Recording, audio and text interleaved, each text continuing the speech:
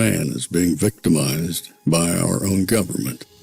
One man whom they fear, yet who millions love. One man who is willing to take the poison arrows of lawfare. One man whose voice has been taken away by a corrupt judge operating in a corrupt system. One man who has been ridiculed and insulted. One man who refused to back down. One man who refused to back down. One man who refused to back down. One man who stands between us and them. One man that wants to see America protected again. One man who wants to see America prosper again. One man who understands that a man is a man and a woman is a woman. One man who understands and protects the blessing of life. One man who wants to restore American exceptionalism. One man who once again wants to make America that shining city on a hill for all to see. A place where all the people of the world glowingly set their eyes upon. America. One man who unashamedly wants to make America great again. That one man is Donald Trump.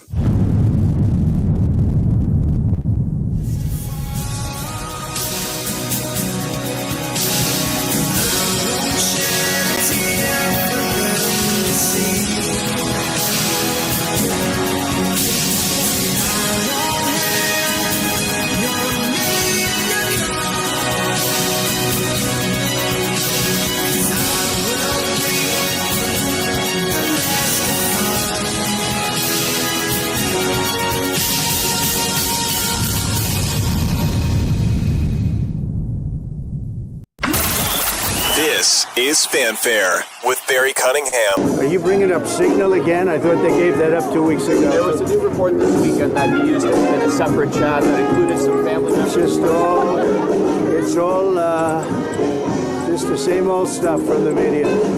That's an old one.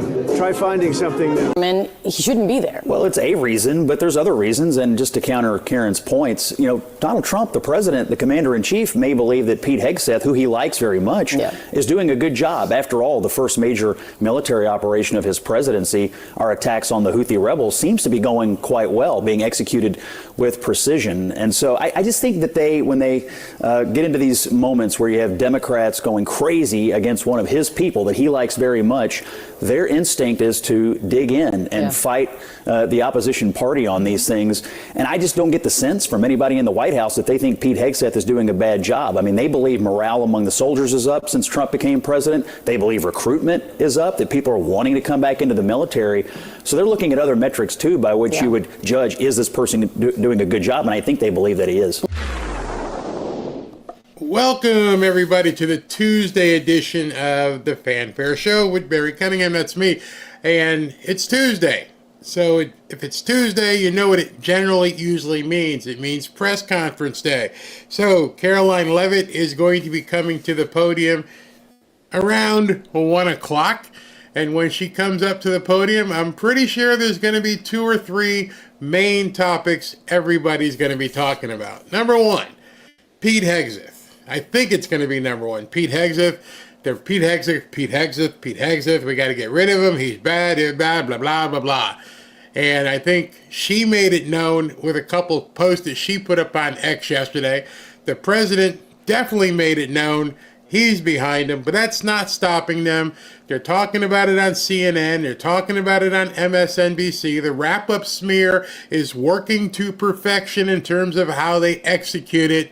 And everybody's talking about how bad of a dude that Pete Hegseth is, and they're starting rumors, and they're saying President Trump is not happy with Pete Hegseth, blah, blah, blah, blah, blah. And they're going to keep on. So I'm pretty sure we're going to see a bunch of questions about Pete Hegseth. Number two, the story that just never will go away. It's not going to die. It's just keeping on for some reason. And that's, the deportation scandal and everything associated with that. Don't understand why. It makes even less sense than the Pete Hegseth thing. The Pete Hegseth thing actually makes a little more sense because they know the military is the answer. So that I expect some questions on there. There may be some questions on the Vatican, and with the Pope dying, President Trump has announced that he is going over to Rome and will be attending the funeral. Okay, he's paying his respects as a world leader. I get it. Another thing, J.D. Vance came out today. I'll be covering that tonight in terms of there may be an imminent deal with India. So there's a whole lot going on that's probably a lot more important than the idiots down in El Salvador talking about our Democrats, not the people of El Salvador. The idiots being the Democrats that are down there. Should be like way down on the list, but this White House press corps, they're going to take their 5 minutes of fame, get on television, and ask the stupidest questions you ever have seen. I think we need to start using my cry button, and I got to get a laugh track because it's comedy at this point. But I've got two big things I want to show you in today's show. So we've got the press conference that is due to come up at 1 o'clock. We're going to show that in its entirety. Then I also have a pre-recorded interview with Representative Tim Burchett.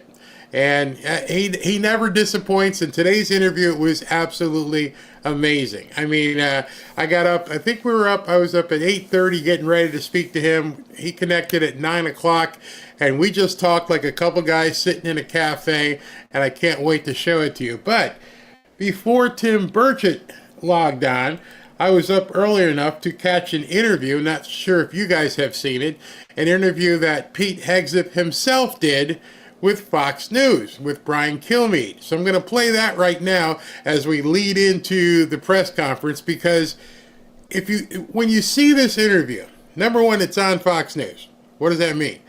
Well, I'm sure any sort of appearance by a cabinet is first cleared with the communications team. Caroline Leavitt, Steve Chung, a couple of the other people, and also cleared by the president. What are you going to say? What are you going to do? So he goes on television, and he looks, obviously he's used to being on TV. He's quite polished. But the thing that I saw in this interview is a man who was completely confident. There wasn't any hesitancy whatsoever. So let's go ahead and look at this interview. It's about 10 minutes with Pete Hegseth. Why do you have confidence? Because he's doing a great job. Great job. Ask the Houthis how he's doing. Everybody's happy with him. We have the highest recruitment numbers I think they've had in 28 years. No, he's doing a great job. It's just fake news. Well, that was President Trump doubling down on his support for Defense Secretary Pete Hegseth 24 hours ago, denying a New York Times report about sharing sensitive information on another Signal chat called Team Huddle. Here to set the record straight himself, the current Secretary of State, Pete Hegseth, former host right here on Fox and Friends. Pete, hey, great Brian. To see you, Mr. Secretary. Great to see you. So your thoughts on what's been reporting of Team Huddle and the Signal chat that the New York Times says took place between you, your wife, and your brother, and some others. So, Brian, if you remember when this all started, the first go-around, because this is the second go-around, right? They peddle old stuff, they kick it back up. I said repeatedly, no one's texting war plans. You know why I said that? Because I'm in the bowels of the Pentagon every single day. Just 10 minutes ago, I was looking at actual war plans of things that were ongoing or pending things to happen, because that's on a regular basis on classified systems. That's my job for the war fighters, for the President of the United States. I look at war plans every single day. What was shared over Signal then and now, however you characterize it, was informal, unclassified coordinations for media coordination and other things. That's what I've said from the beginning. At the beginning, it was left-wing reporters from The Atlantic who got a hold of it and then wanted to create a problem for the president. This is what it's all about, trying to get at President Trump and his agenda. Now, here at the Defense Department, because, Brian, I want this to be very clear. We take the classification of information very important. It's very significant to us that we safeguard it. And so when we had leaks, which we have had here, we did a serious leak investigation. And through that leak investigation, unfortunately, we found some folks that we believe were not holding to the protocols that we hold dear here at the Defense Department. Through that investigation, they have been moved on, and that investigation continues. As a result of that, everything we do here is above board, trying to make sure that we safeguard information. In this point, those folks who were leaking, who have been pushed out of the building, are now attempting to leak and sabotage the president's agenda and what we're doing. And that's unfortunate. It's not what I do. It's not how we operate. And so you've got another allegation being pushed again, not based on how we're operating around here. We're for the warfighters. We're for the president. And none of this is based in reality. So, Mr. Secretary, I guess I can conclude this. We know some bizarre situation with Michael Waltz happened with the first time the whole thing with the Signal app came out. You believe this came out, they said it was called Team Huddle, because one of the people who work for you, one of the three who no longer are there, leaked this out as a way to get back at you? That's right, Brian. When you dismiss people who you believe are leaking classified information, and again, the investigation is ongoing and that will take time, and when the evidence produced, it will go to DOJ, why would it surprise anybody, Brian, if those very same people keep leaking to the very same reporters whatever information they think they can have to try to sabotage the agenda of the president or the secretary? So once a leaker, always a leaker, often a leaker. And so we looked for leakers because we take it very seriously. And we will do the investigation. Right. And if those people are exonerated, fantastic. We don't think, based on what we understand, that it's going to be a good day for a number of those individuals because of what was found in the investigation. So if they want to keep leaking and pushing and peddling things that try to sabotage the president's agenda, that's unfortunate. But that's how leaking works in this town. We're focused on recruiting, on rooting out DEI, on securing our southwest border, on the president's agenda, and it's going very well at the Pentagon, and I'm proud of it. Right. So the Signal app is what everyone uses. We're all finding that out now because of the Chinese have infected and sabotaged, gotten involved in almost every other communications apparatus over the last 4 years. So that's where you're communicating. You say it took place, but there was no classified material in it. Over the last few days, your senior advisor, Dan Caldwell, Darren Selnick, Colin Carroll, who is your chief of staff, deputy secretary of defense. The other one, Darren, is now former deputy chief of staff, will let go. Did you let them go? Right. It was a result of an investigation ongoing at the Pentagon where we identified there was sufficient evidence, potentially, again, there's an investigation ongoing that will have to complete itself, sufficient evidence to believe that they or others near them were party to leaking. And then I have a statutory responsibility, Brian, if I believe that's the case, to ultimately ensure they no longer have access to that and that the investigation commences. There are a lot of ways to communicate in this building. I do it every day. I was just doing it this morning. Official channels by which we communicate classified information. If you want to do it and do it the right way, you should. If we think you are leaking to the press, that's a very real problem. We take that very seriously at the Pentagon. I'm here to do one job. One job for the president and the American people. Secure the country. America first. Peace through strength. I don't have time for leakers. I don't have time for the hoax press that peddles old stories from disgruntled employees. We should be talking about the decimation of the Houthis, how we're pushing back the Chinese, how we have a new defense area at the southern border. Instead, disgruntled former employees are peddling things to try to save their ass. Did you? And ultimately, that's it's not going to work. Mr. Secretary, did you find this out, or did they come to you? Because I know you know these guys. Like these are the guys you picked, especially Caldwell, and they worked for you for your previous job before you got over to Fox. And they said that they have not been asked about their phones. They weren't asked about communications. They didn't go through. They didn't take a polygraph. So why would they be let go and not be investigated? Well, Brian, when there were a series of serious leaks at the Pentagon, which there were, Panama Canal plans, Elon Musk's visit, you name it, any number of things, and there's 4, 5, 6, 7 things. We said enough is enough. We're going to launch a leak investigation. which we did, which was then handed over to OSI, which is the special investigators here at DOD. Right. Through that investigation, information was surfaced, which created a responsibility to take action. That's how it works when you when you actually investigate leaks, Brian. So it's easy to say, oh, we asked everybody and everybody said they're good. Or you can take it seriously and say, we don't think leaks are okay at this department, right. So we're going to investigate. And when we investigate, we'll take it anywhere it leads. And unfortunately, Brian, to your point, and again, if one or two of these guys is exonerated after an investigation, great. That's what investigations are for. But we took it seriously. It led to some unfortunate places, people I have known for quite some time, but it's not my job to protect them. It's my job to protect national security, the President of the United States, and let the investigation go where it is. So when that evidence is gathered sufficiently, and this has all happened very quickly, it will be handed over to DOJ, and those people will be prosecuted if necessary. The leakers know who they are. And we know over time the truth will be told, and we stand firm behind that. Leaking is not okay in national security policy, and we will stand behind that every day of the week. It looks like Carroll and Selnick intend to sue for wrongful termination, and again, they didn't ask to take a polygraph test. Do you know Joe Casper? Is he still your chief of staff? Is he leaving? Joe's a great guy. He's a great American.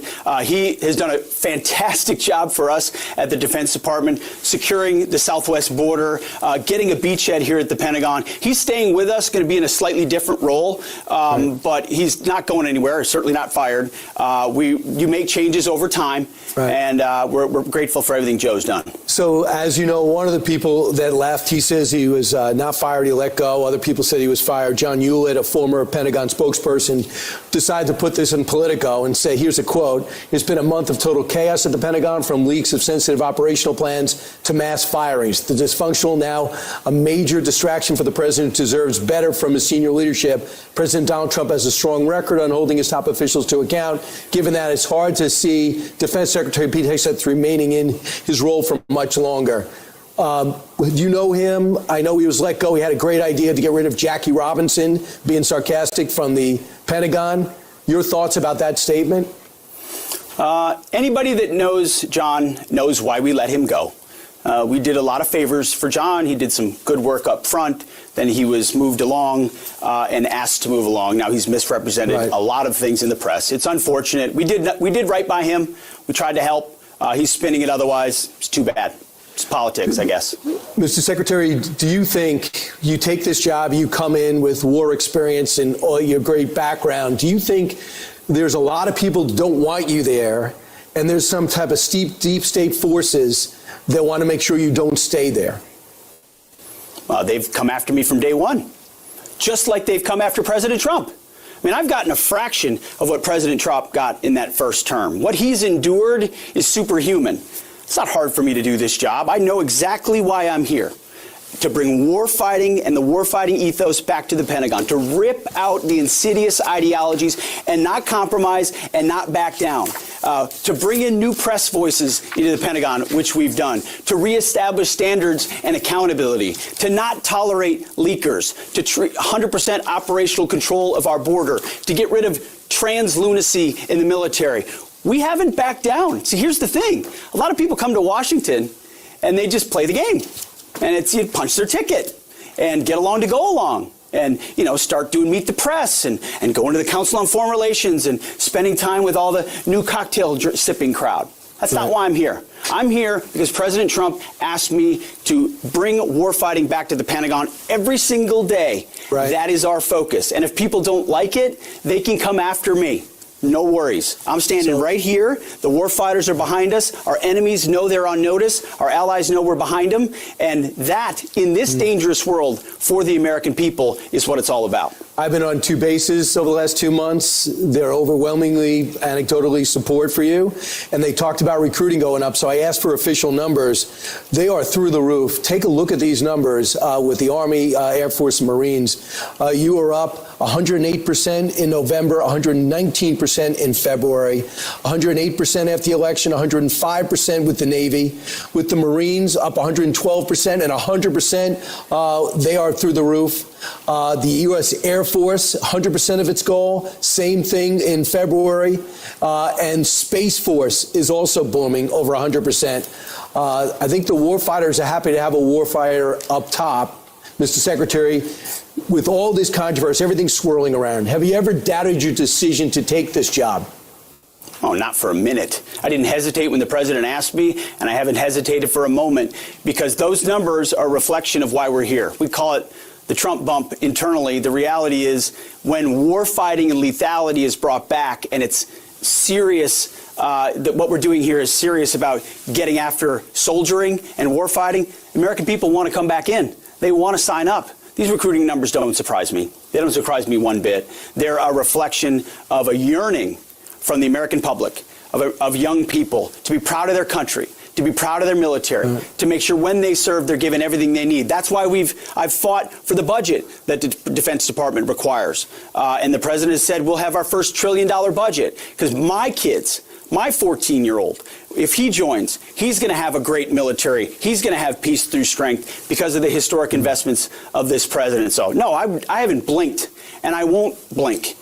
Because this job is too big and too important for the American people, and I'm grateful for every opportunity the president has given me. So, noticing some of your comments, and also have been looking on X over the last couple of hours where people are talking about Pete Hegseth, and something interesting popped up. And when I saw this piece by Tucker Carlson, and I noticed a couple of you in here have said Tucker Carlson is a traitor. Come on. I think you need to pump the brakes with the traitor stuff about Tucker Carlson. I firmly believe Tucker Carlson has earned enough currency, enough credibility, where he can question something without being considered a, quote, traitor. That being said, I don't know what he knows. I don't know what he's investigated, but he's made some pretty strong allegations. So Nick Sordor came out with the story and said that just in, Secretary Pete Hegseth, Deputy Chief of Staff Darren Selnick, has been removed, i.e. fired, after an investigation into leakers. This is the second top defense staffer removed today as part of the leaking scandal after Dan Caldwell. Deep staters are being quickly weeded out. This was from April 15th. And since that day, things have accelerated and moved quickly. And I look at this guy, Dan Caldwell, and you guys can see him as well. He's a young-looking guy. Not what I would picture as the profile of a deep stater. Looks like he's barely out of college. I don't know how old he is. And I know looks can be deceiving, but I would think you would need some, deep state indoctrination to be in the deep state. However, Tucker did seem to either like it or wasn't happy about it, because he knows him.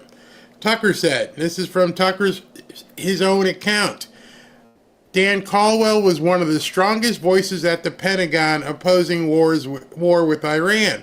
Then, this is what gets me, because he bolded it, then he was falsely accused of leaking classified documents and he was fired. And Tucker didn't say, I think he was accused, or it's possible, or alleged. He came right out and said he was falsely accused. Why would Tucker use such strong language? I don't know. I know he was friends with Pete Hegseth. I know he knows President Trump. So listen to what he said in this interview cut about Dan Caldwell. Let's play this. I don't know, Domino. I know Caldwell, who I think of as a man of genuine integrity, high intelligence, and principle, committed to his country. I think he's proven that. Yeah. I honestly think he's like a wonderful person. But he's being attacked by people who never served, with a long, unbroken track record of destroying America, as somehow anti-American? Yeah. How does this work? Yeah, I mean, I think that the tactics are pretty clear. So, no one reads anything. Everybody's fair. Everybody's cynical, confused. Says the magazine editor. Yes. Nobody reads anything. Yeah. Okay. No, you're right. Get a headline out there. Call someone a naughty word. Say they're anti a country, or they are radical. if anyone sues this publication, it will take years and years and years, and hope that some club member at Mar-a-Lago hands this to President Trump. Exactly. And tries to trick him and thinks that Mr. Trump is a stupid man. And this is the approach, and this is what they are trying to do. That's exactly. And it is a cyclone.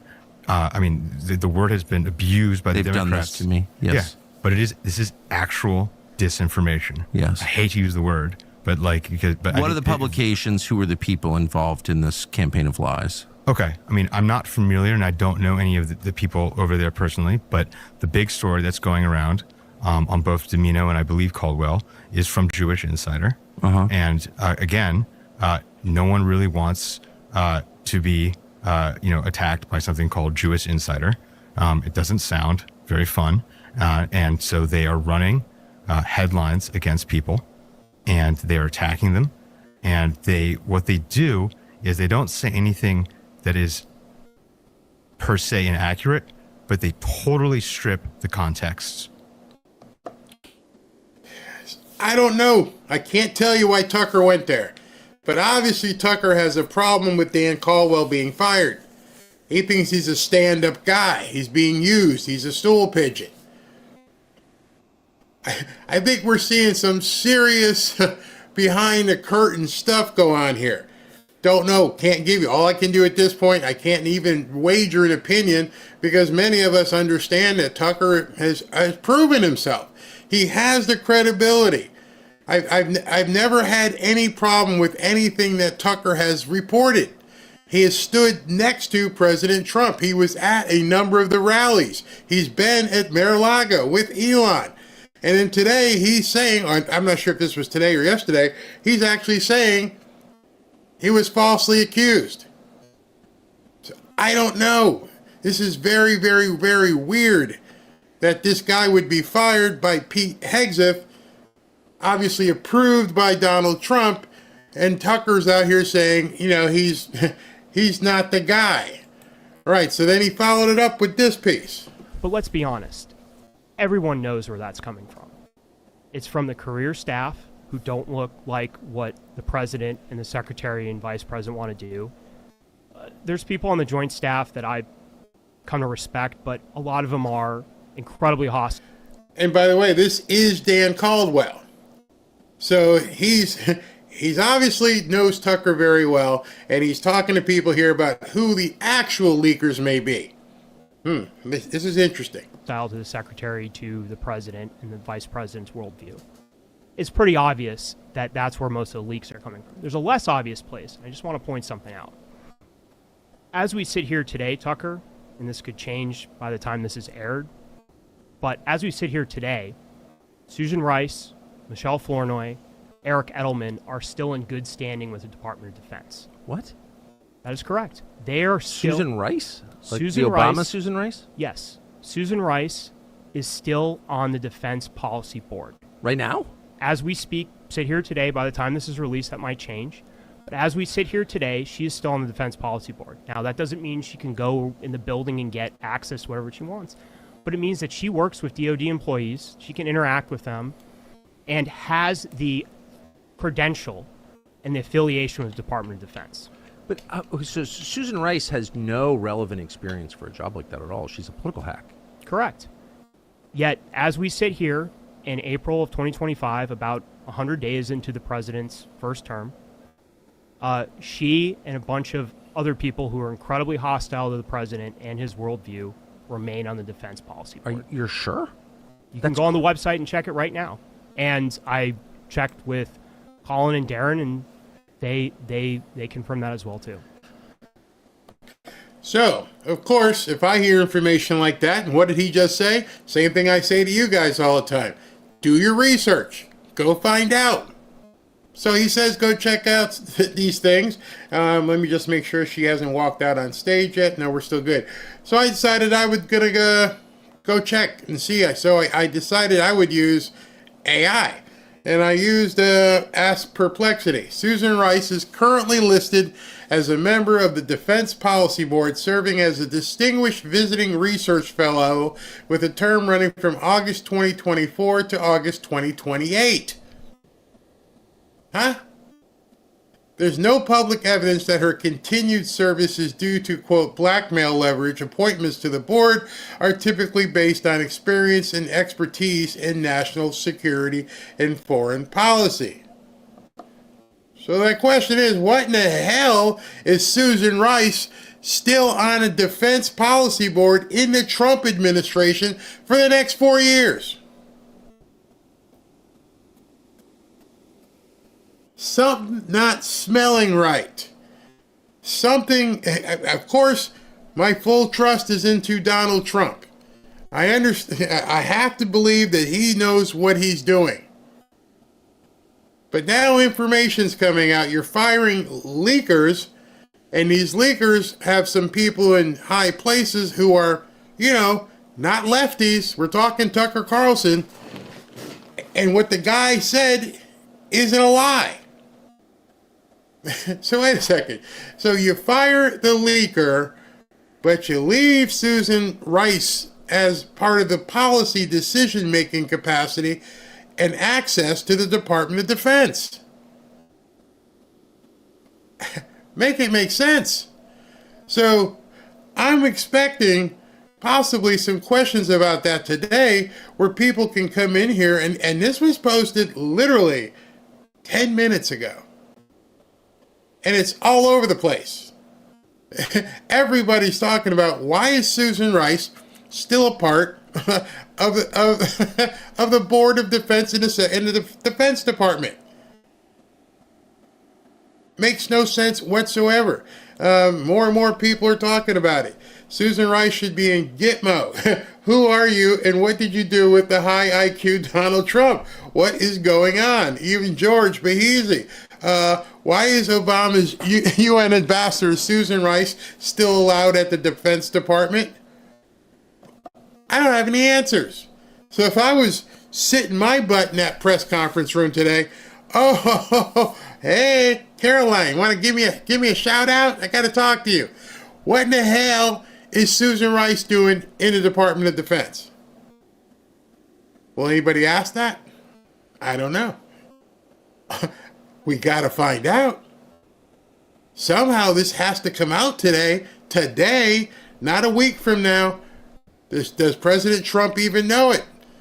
Laura Trump, Donald Trump Jr., hey, people, ring the bell. Tell us what's going on. Tucker obviously knows.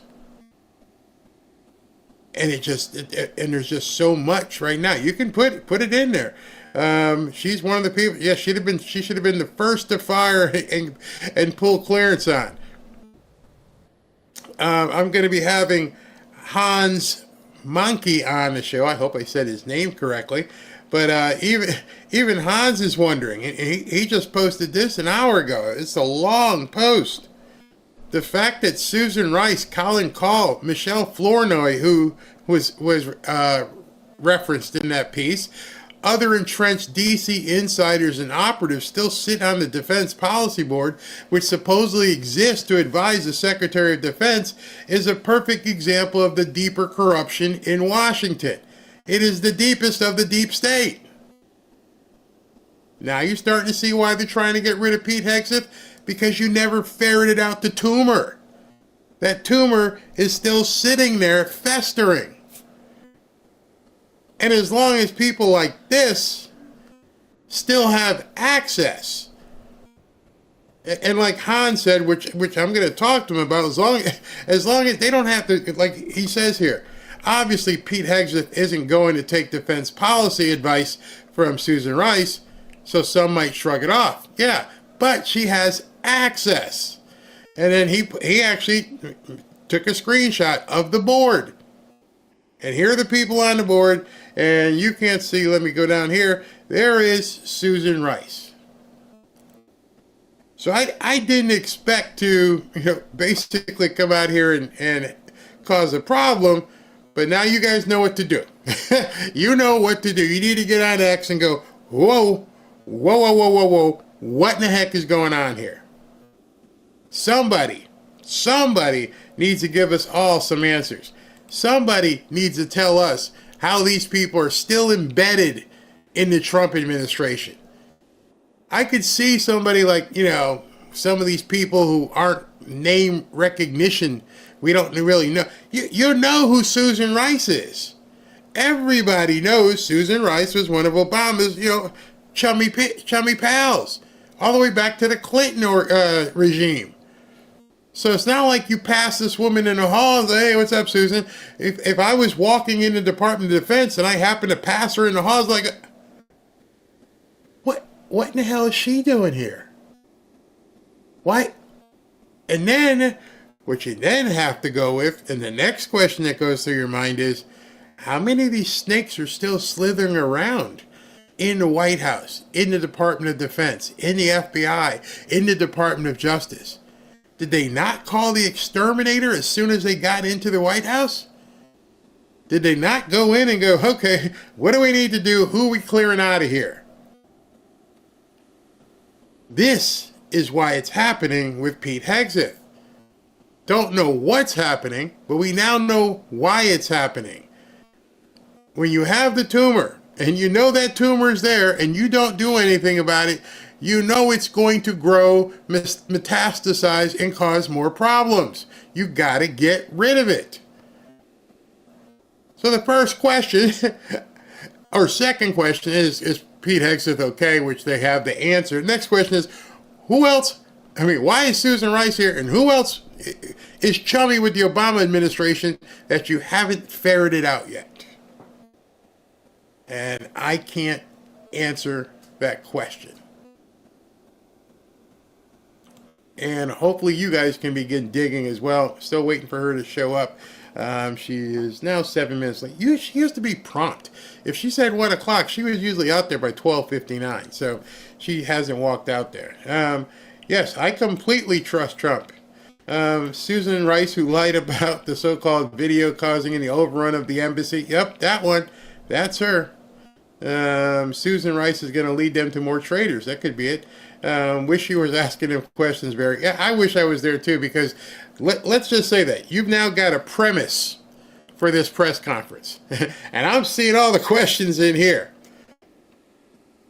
And like Marcia says, I can't even wrap my head around this anymore. It does be no one's paid it. Exactly. It's like, hey man, come on. This is becoming crazy at this point. Yes, we're all under the auspices, and we keep saying to each other, trust Trump, trust Trump, trust Trump. Trust Pam Bondi, trust Kash Patel, trust Dan Bongino. And we're all like, hey man, how much this trusting we got to do before something got to happen? Don't get me wrong. There is no dent in my trust for Donald Trump. Nothing. Not even a asphalt dent for something. No pebbles. Nothing. I trust Trump. That being said, he's made a decision to bring these people in. I've said it many times about the game board in terms of how they're looking at how they're doing different things. And maybe he's game planned this out with somebody and said, we're going to do this at this point, we're going to do this at this point, and do this. But I am trying to hold the reins here, and I'm seeing many people who are at this point going, you going to do something? Tickety tick tock. When I show you the Tim Burchett interview, he said something that made me just sit back and go, oh, no. I'll tell you in advance, so when it gets to it, you'll know it. I said, how much time, in your estimation, does President Trump have to get this stuff together? Because remember, here's what's going to happen with the people in Congress and the Senate. In about October or so, people are going to start gearing up for their campaigns for re-election. And they're going to want to begin focusing on their campaigns. They are not going to want to get into the muck and the mire to push the Trump agenda. So I said, how long we got? 100 days. Oh, 100 more days?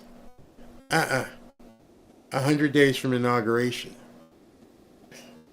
I'm like, we're right there. He goes, maybe 150. What? We got 2 months? We got 2 months to make all this stuff happen. And we don't even have not a single person in handcuffs? Nope. We still got leakers in the White House and in the Department of Defense? Yeah. Not my words, his. Sitting congressman. You got 150 days tops. Because these people, they're going to go their own ways. They're going to go start saving them. You know, they're putting on the life jackets and they're getting their seat in the boat because it's time to save their own butts. And so they're going to start campaigning for 2026. So depending on where President Trump is as they begin to campaign, you're going to see some problems. There are going to be some people who are going to give him the Heisman. Like, hey, you're toxic to me, depending on what Trump does.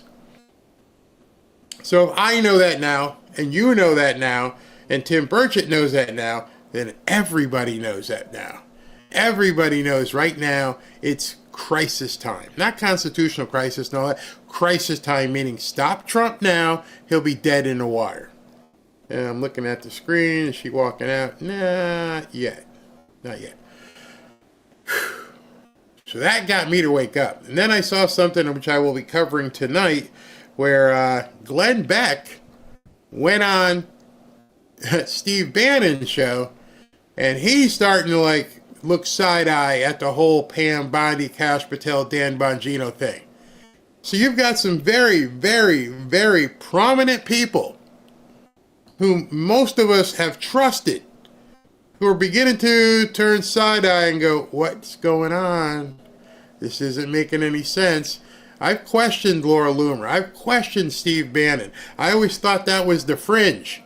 But now I'm seeing people like Tucker and Glenn Beck starting to look side-eye at things. That's kind of concerning. It's really concerning. What position does Rice have with Trump? She's got no position. She's on a board, something called the Defense Policy Board, which I don't know why she'd even be on like any board. I don't know why she'd even be on the Easter egg hunt board. I wouldn't put her on anything. Anything she sees, anything she hears is suspect that it may end up someplace else. Anything that she hears or sees. You can see this constant leakage stuff only happens against Republicans. Okay, here she comes. Let's cut to her. Caroline Levitt holding a press briefing on this Easter Tuesday.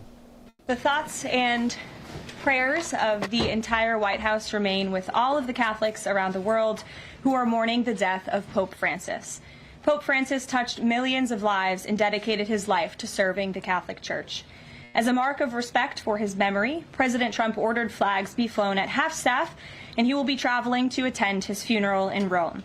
The president will depart from Washington on Friday morning and return to the United States on Saturday evening following the funeral service. I can also confirm the dates of the president's trip to the Middle East. He will travel to Saudi Arabia, Qatar, and the United Arab Emirates from May 13th until May 16th. And on Thursday of this week, President Trump will welcome Norwegian Prime Minister at the White House for a working visit. The two leaders will discuss trade and regional security. This will be the 13th head of state visit of President Trump's term already. At the border, President Trump continues the recent article. Border crossings grind to a halt as Trump's tough policies take hold. U.S. Customs and Border Protection recorded its lowest southwest border crossings in history in March, and we're seeing the same successes at our northern border. Here's how the New York Post put it. Northern border sector previously overrun by illegal migrants sees dramatic drop in crossings. We haven't seen anyone since November, end quote. According to U.S. Customs and Border Protection, just 54 illegal aliens were apprehended in the Swanton sector of our northern border, which stretches more than 300 miles in March. This is a drastic 95% drop from the more than 1,000 border crossings that were caught in March 2024.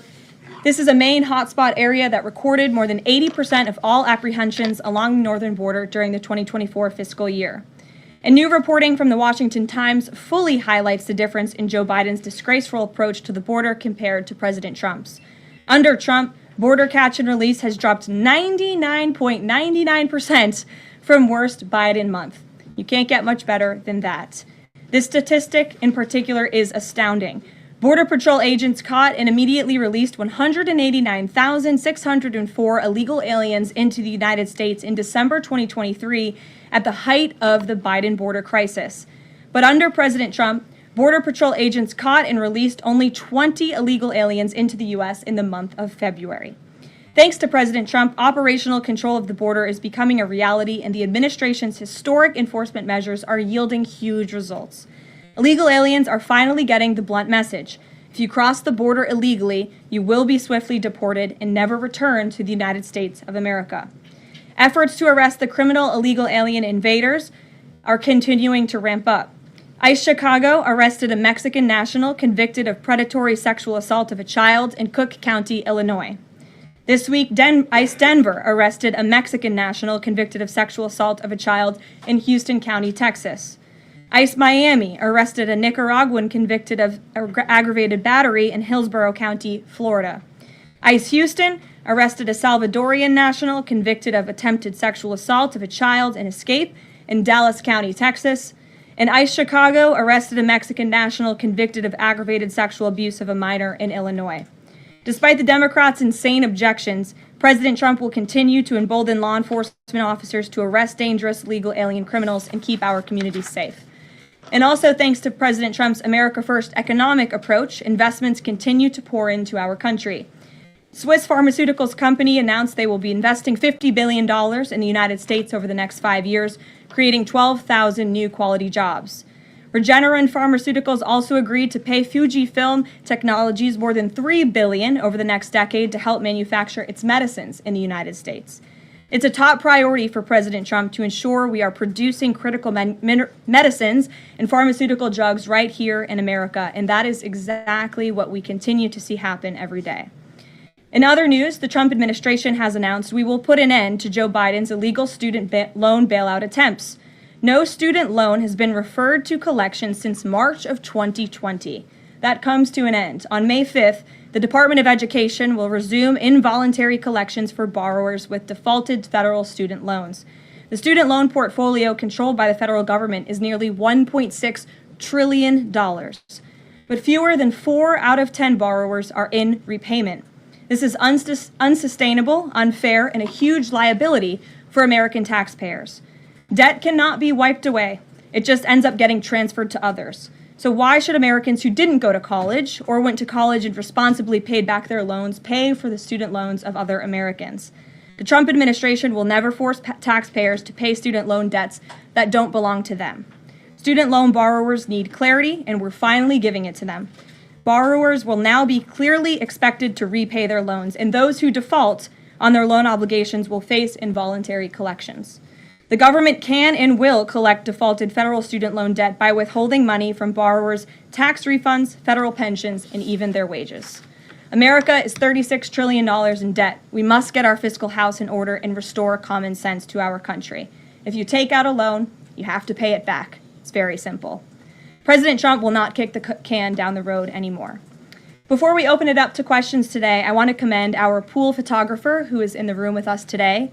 ABC News photojournalist Melissa Young is retiring after 44 incredible years on the job, covering here at the White House.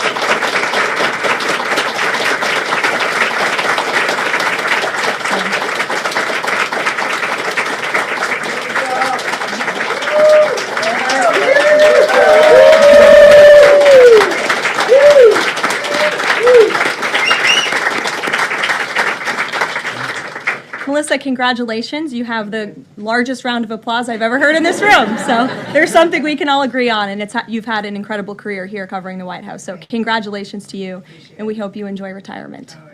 I'm sure you will. And everybody else in the room will be very jealous of you as you're enjoying your rest. All right, let's get to it. We have an individual in our new media seat today. His name is Tim Pool. He's a political commentator and a media entrepreneur with millions of followers, a very big platform. Currently hosts Timcast IRL, a daily news and discussions show, and The Culture War, a weekly podcast exploring cultural and political issues. His programs feature in-depth conversations on topics such as free speech, censorship, identity politics, and societal change, often engaging with a diverse range of guests. He's in Washington today because we are also hosting a local media row across the street in the Eisenhower building, which is a testament to our commitment to bring new voices into the White House to cover the president and this administration. So, Tim, why don't you kick us off today? Yes.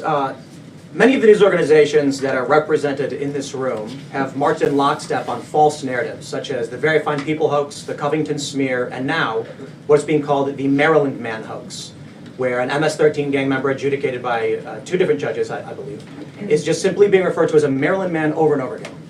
Now, in an effort from the White House to expand access to new companies, you've created this new media seat. So I'm wondering if you can comment on, following this expansion, you've had numerous outlets disparage the companies that you've had sit here, as well as the reporters. I'm wondering if you could comment on that unprofessional behavior, as well as elaborate if there's any plans to expand access to new companies. Sure. Well, we certainly welcome diverse viewpoints in this room, which is one of the reasons we have you in here, and there's many new faces in this room in comparison to the previous administrations. We want to welcome all viewpoints into this room. We welcome unbiased journalists who really care about the truth and the facts and the accuracy, and you rightfully pointed out the Maryland Man story, which I, from this podium, when The Atlantic published it, on that very first day, I came to this podium and said, this is wrong. The press in this room have this story wrong, and we have seen more and more evidence come to the table that we have had all along. We were always right. The president was always on the right side of this issue to deport this illegal criminal from our community. And it is despicable to see the media continue to refer to this individual as someone who is just a peaceful man living his life in Maryland. This was and always has been an illegal criminal, an MS-13 gang member, and a designated foreign terrorist. And the administration maintains our position to deport these individuals from our community. So thank you for being here, Tim. It's great to see you. Thank you. Dasha, why don't you kick us off? Thank you, Karen. You're welcome. I really appreciate it. I have 2 questions, one on the Pentagon and another on the economy.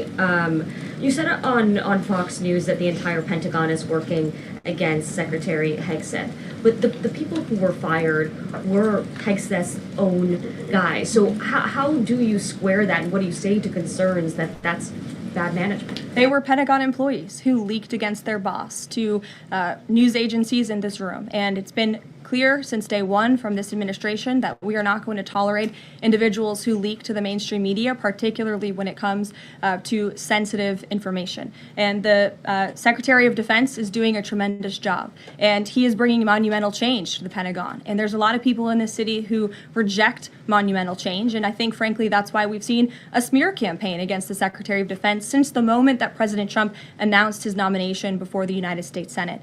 Let me reiterate, the president stands strongly behind Secretary Hegseth in the change that he is bringing to the Pentagon, and the results that he's achieved thus far speak for themselves. Is there an FBI investigation into the leaks? The Secretary said that these people would be prosecuted, so is the FBI investigating? You'd have to ask the FBI, you have to ask the Department of Justice on what they plan to do, but certainly we take leaks with the utmost seriously across this administration. You've seen people fired from the Department of Homeland Security. The president has made it clear it's an unacceptable behavior. On the economy, Caroline, Peter Navarro said that it's perfectly possible to do 90 deals in 90 days. We haven't seen one just yet. How soon might we see a deal, and what evidence can you share that progress is being made in these trade negotiations? Sure. Well, I spoke to our entire trade team this morning. There is a lot of progress being made. We now have 18 proposals on paper that have been brought to the trade team. Again, these are proposals on paper that countries have proposed to the Trump administration and to our government.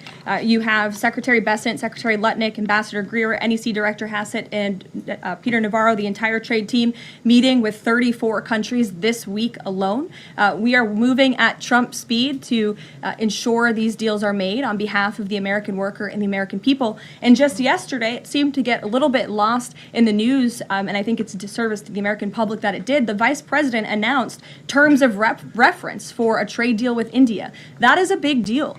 We know when we look at the numbers, the monetary trade barriers and the non-monetary trade barriers from India, they have been ripping off the United States and American workers for a very long time. So the fact that the vice president with Prime Minister Modi on that trip in India announced these terms of reference, which is essentially a framework to move the ball forward to sign a good trade deal between our two nations, is great progress, and it speaks to the work ethic and the real labor that's being put into this effort by the president's trade team. Sure. Go ahead. The proposals that you talk about, is that enough to extend the pauses on these reciprocal tariffs, or does the president need to see, these deals inked and signed to offer any sort of additional extension beyond the 90 days? Well, look, ask me in July when the deadline hits. I know I'll be answering those questions from all of you in this room. There's a lot of time left, and the president's trade team is working, again, at Trump speed as quickly as they can to ensure that these deals can be made. Are any of those conversations yet with China happening? I actually do have something to share on that. I asked the president about this before coming out here, and he wanted me to share with all of you that we're doing very well in respect to a potential trade deal with China. As I mentioned, there have now been 18 proposals in more than 100 countries around the world who are wanting to make a deal with the United States of America, and the president and the administration are setting the stage for a deal with China. So we feel everyone involved wants to see a trade deal happen, and the ball is moving in the right direction. Sure. Setting the stage for a deal with China, what does that mean? Has the president spoken directly with Xi yet? I don't have anything to read out on a direct talk between the president and President Xi, but we will continue to keep you updated. And Secretary Bessent reportedly today told investors that this trade standoff with China he expects will be de-escalating soon because, as he described it, reportedly the situation is unsustainable. Is the president considering taking steps to de-escalate the situation with China? Again, I just read you words directly from the President of the United States. Those are moments ago. That's where his head is at right now. Sure. Caroline, I have two questions, one on immigration and one on China. First on immigration. Roughly how many illegal immigrants and aliens do we have in our country, and how many does the administration plan on deporting? Sure. Well, you'd have to ask the Department of Homeland Security for a specific number, but we suspect it's definitely in the millions, perhaps upwards of 20 million people that were allowed into the country illegally by the previous administration. And the president and his team are focused on deporting as many as we possibly can. And they are moving as quickly as possible. The president's team has made it clear we need more funding from Congress to do more. We need more ICE agents out on the ground doing this very important work. And we also need rogue district court judges to stop acting as judicial activists, trying to block the administration from deporting illegal criminals from our nation's interior. The American public elected the president to do this, and he's following through with that promise. And we have over 250,000 Chinese nationals in our country right now on student visas. Does the administration believe there's any national security concern when it comes to those over 250,000 Chinese nationals in our country? Well, as you know, when it comes to foreign visas, the Secretary of State has the right to revoke visas of those who we feel are acting in a adversarial way to our foreign policy interests here in the United States. He has that authority according to the Immigration and Nationality Act. So I would defer you to the State Department for any individual case, but they are looking at individuals who are given the privilege of being on a visa in our country, and if they are acting, again, adversarial to our foreign policy interests, their visa can be revoked, and they should be aware of that. Sure. Go ahead. Yes. I'm calling on you. Thank you, Caroline. You're welcome. Over the last few weeks, several countries have warned their citizens about travel to the U.S., and the Department of Commerce's own stats know that from a lot of countries, the number of visitors is falling. Does the White House have any message for people that might be reconsidering business or tourism travel to the U.S.? Where did you see that report? With the statistics coming from the Department of Commerce. Said what? It's hard to hear you. Sorry. That visitors from a lot of countries have fallen in the last 3 months. I'd have to look at that report to comment on the merits of it. I think most people around the world recognize the United States of America is a great place to do business. It's a beautiful place to visit, and they should certainly come here because it's a much safer country than it was 4 years ago under the previous president. Libby, good to see you. A question about this upcoming announcement from HHS to ban food dyes. During the first week of the administration, the FDA announced that it's pulling its plan to ban ban menthol cigarettes. So 2 questions for you. How do you square a ban on menthol cigarettes being pulled and then announcing this ban on food dyes? And then how does the president feel about this upcoming ban that RFK is going to announce? Sure. Well, look, the Secretary of Health and Human Services, the president nominated him because he trusts him to make this country healthy again. It's not just a slogan. It really is a movement that has broken ground across the country. There's millions of people who believe in RFK Jr., Secretary Kennedy, and what he's doing. I don't want to get ahead of HHS with this historic announcement later and the details of it, but obviously the Secretary feels that he has reason and evidence to announce the ban on artificial dyes later, and I'll let him speak to that this afternoon. Phil. The president started the process of reclassifying more than 50,000 federal employees as Schedule F. We've already seen him march through a number of government agencies. I'm curious, should we expect mass firings, or is this a case-by-case approach, a scalpel or a sledgehammer? Well, look, as you saw on Friday, the president put out a statement about it. The Office of Personnel Management reclassified workers. They're now called scheduled policy/career. And all the president is trying to do is ensure that federal workers are being held accountable for corrupt behavior. If they are engaging in corruption as a government worker, they should no longer have their job. I think that's pretty common sense.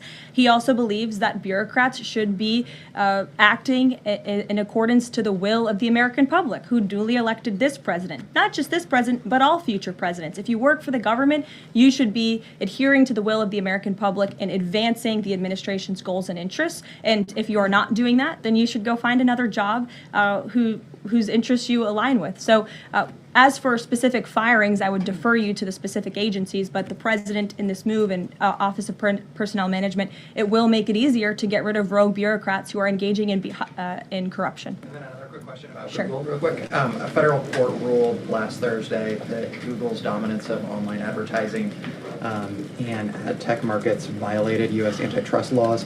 I know the president has spoken to a number of folks in big tech, and Google's CEO was even at his inauguration. I'm curious, what is the president's reaction to that court ruling? I'll have to ask him, and I'll get back to you, Phil. Thank you, Caroline. You're welcome. John. Thanks a lot, Carolina. Some economic questions for you. Kevin Hassett has been a key economic advisor to the president in both of his terms. In 2022... And he still is. And he still is. He was just in my office. Absolutely. In 2022, he said that the independence of the Fed is super important. That's a direct quote. Is that something that the president subscribes to? Does he still believe in the independence of the Federal Reserve? Well, look, I think the president has made his position on the Fed and on Powell quite clear. The president believes that they have been making moves and taking action in the name of politics rather in the name of what's right for the American economy. The president has the right to express his displeasure with the Fed, and he has the right to say he believes interest rates should be lower. He believes Americans should be able to borrow money cheaper than they currently are right now. And I also spoke to Kevin Hassett about the Fed as well, and he has called into question the Fed's independence and whether they are actually doing things, again, out of the best interest of the economy, or are they doing it for partisan reasons. The president wants to see interest rates lower. He has made that quite clear. We've also seen, if I may, I'm sorry, one more, Caroline, just about, I said 2 economic questions. About the dollar, we've seen the dollar at multi-year lows versus the euro and other currencies around the world. Is it the administration's policy for a strong dollar? How does it view the dollar versus other currencies around the world? The president wants to see the dollar remain as the world's reserve currency for our long-term fiscal stability and our economic growth. He's been quite clear about that. Sure. 2 questions. And then to the woman behind you, who I haven't seen before. Welcome. Go ahead, Mary. Earth Day and then the Supreme Court, if that's okay. That's right. It's Earth Day. Yes. Happy Earth Day, everyone. I saw the president truthing about the garbage pileup from China in the Pacific, and then I believe Lee Zeldin is headed to San Diego to investigate the pile of sewage from Mexico. Can you speak to what the White House has planned for Earth Day and anything in that arena? Sure. I do have points from the EPA. Administrator Zeldin's doing a fantastic job, and they are always sharing their accomplishments with the White House, which we very much appreciate. He will be traveling. I believe he's in California today for sewage situation. Here you go. Administrator Zeldin met with his Mexican counterpart to discuss steps Mexico needs to take to ensure the water entering the United States is clean and safe. And he's holding a press conference in San Diego today with elected officials and local stakeholders on the Tijuana River sewage crisis. I would also add from the president himself, he has always maintained he wants America to have the cleanest air and the cleanest water. And we want to do what's right for our environment and for our earth. And a lot of that is making sure that we have clean and sustainable energy, and we know that we produce natural gas cleaner and more efficiently than any country in this world, and the president wants to see that continue. Thank you. And then on the Supreme Court, I know the court is hearing a case dealing with parents who don't want their kids having to read gender ideology books in schools. Can you comment on that case and what the Trump administration hopes to see come from that? Sure. We hope the Supreme Court will do the right thing, and the president has been very clear. He stands on the side of parental rights, and he believes strongly that parents should have a greater say in their children's education and the content, if you will, that children are being exposed to in our public school system. Sure. Go ahead. Hi. I'm Carolina Lumetta with World News Group. The administration ended some temporary protections for Afghans, including several hundred Christians who have been punished by the Taliban.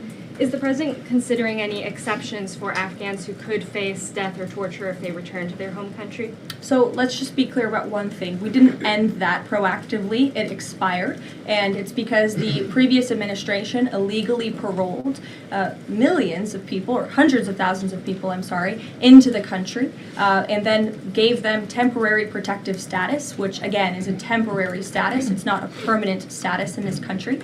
And if there are individuals here who came in through the Biden administration who want to claim asylum, there is a legal process to do that, and those cases will be adjudicated by a judge on a case-by-case basis. We have a legal immigration process in this country for a reason, and all this administration is trying to do is effectuate that. Reagan. Two questions for you Sure. on immigration.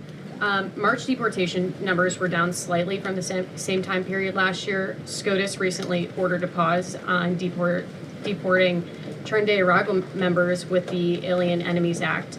I'm curious what other tools the administration is looking at to boost those deportation numbers. Sure. Well, we are obviously complying with the court's order. However, it was a temporary pause. The Supreme Court basically said, sit tight, and they will follow up with an order, and we're confident that the Supreme Court will rule on the side of law and recognize the president absolutely has the executive authority to deport foreign terrorists from our nation's interior under the Alien Enemies Act. We feel very strongly about that, and we're confident the courts will side with the president and his executive authority. As for deportations, we continue to deport illegal criminals under Title VIII, which is an immigration authority given to our Border Patrol agents and the Department of Homeland Security to deport illegal criminals from this country. And the administration continues to do that at record speed as quickly as they can with the resources that they have. They recently dropped charges against the MS-13 leader caught in Woodbridge, Virginia, with the idea that this will expedite the deportation process.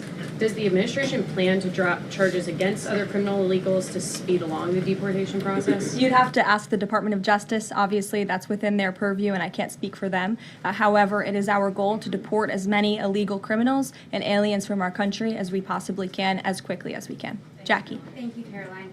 We've heard so much about this Saudi trip planning, and the president's mentioned it himself before, but I don't think we've ever heard on the record what he hopes to achieve in Saudi Arabia and what the purpose of the trip is. Sure. Well, the president looks forward to this. It was supposed to be his first foreign visit, but of course now he is going to Rome this weekend to honor the Pope and attend the funeral. The president looks to strengthen the ties between the United States and these countries in which he will be visiting. He'll be having many bilateral meetings and talks, and we look forward to the trip and hope to see many of you there. And the meetings in London this week, do they have any nexus with the plans in Saudi Arabia? I can't speak to that. However, I do have an update on meetings when it comes to the Russia-Ukraine war. I was just in the Oval Office with the President, Steve Witkoff, and they wanted everybody to know that the negotiations continue. We feel, again, we're hopefully moving in the right direction, and the special envoy, Steve Witkoff, will be heading to Russia again later this week to continue talks with Vladimir Putin. Is that why Rubio is not heading to London? Is he accompanying Witkoff to Moscow? I can't speak for the Secretary of State's travel schedule. I'd defer you to the Department of State. And then more broadly, just about the peace agreement, the talks that are ongoing. Secretary Rubio had said that if things don't go the right way, that the U.S. might need to take a step back. What does stepping back look like? Is that a step back from brokering peace, or would that imply a broader withdrawal from U.S. support for Ukraine and the war? Look, I think it would be unwise for me to broadcast that from this podium. Ultimately, that's a decision for the president to make, but he's made it very clear he wants to see peace, he wants to see this war end, and he wants to stop the killing on both sides of this war, and he's been very clear about that for quite some time, and he has grown frustrated with both sides of this war, and he's made that very known. Brian. Thank you, Caroline. Last week, the president talked about nonprofit groups, specifically taking on Crew, and he hinted that there could be further actions taken against nonprofits. Does the White House have any plans for any sort of actions against NGOs, nonprofits, or other similar groups? Is any of that coming up? Is that being worked on at this time? I'll have to check in with our policy team and get back to you. Sure. Thank you, Caroline. Travis Gilmore with the Epoch Times. Are some colleges using taxpayer funds to further political agendas? And what is the administration's response to Harvard's lawsuit? Sure. Well, the president has made it quite clear that it's Harvard who has put themselves in the position to lose their own funding by not obeying federal law.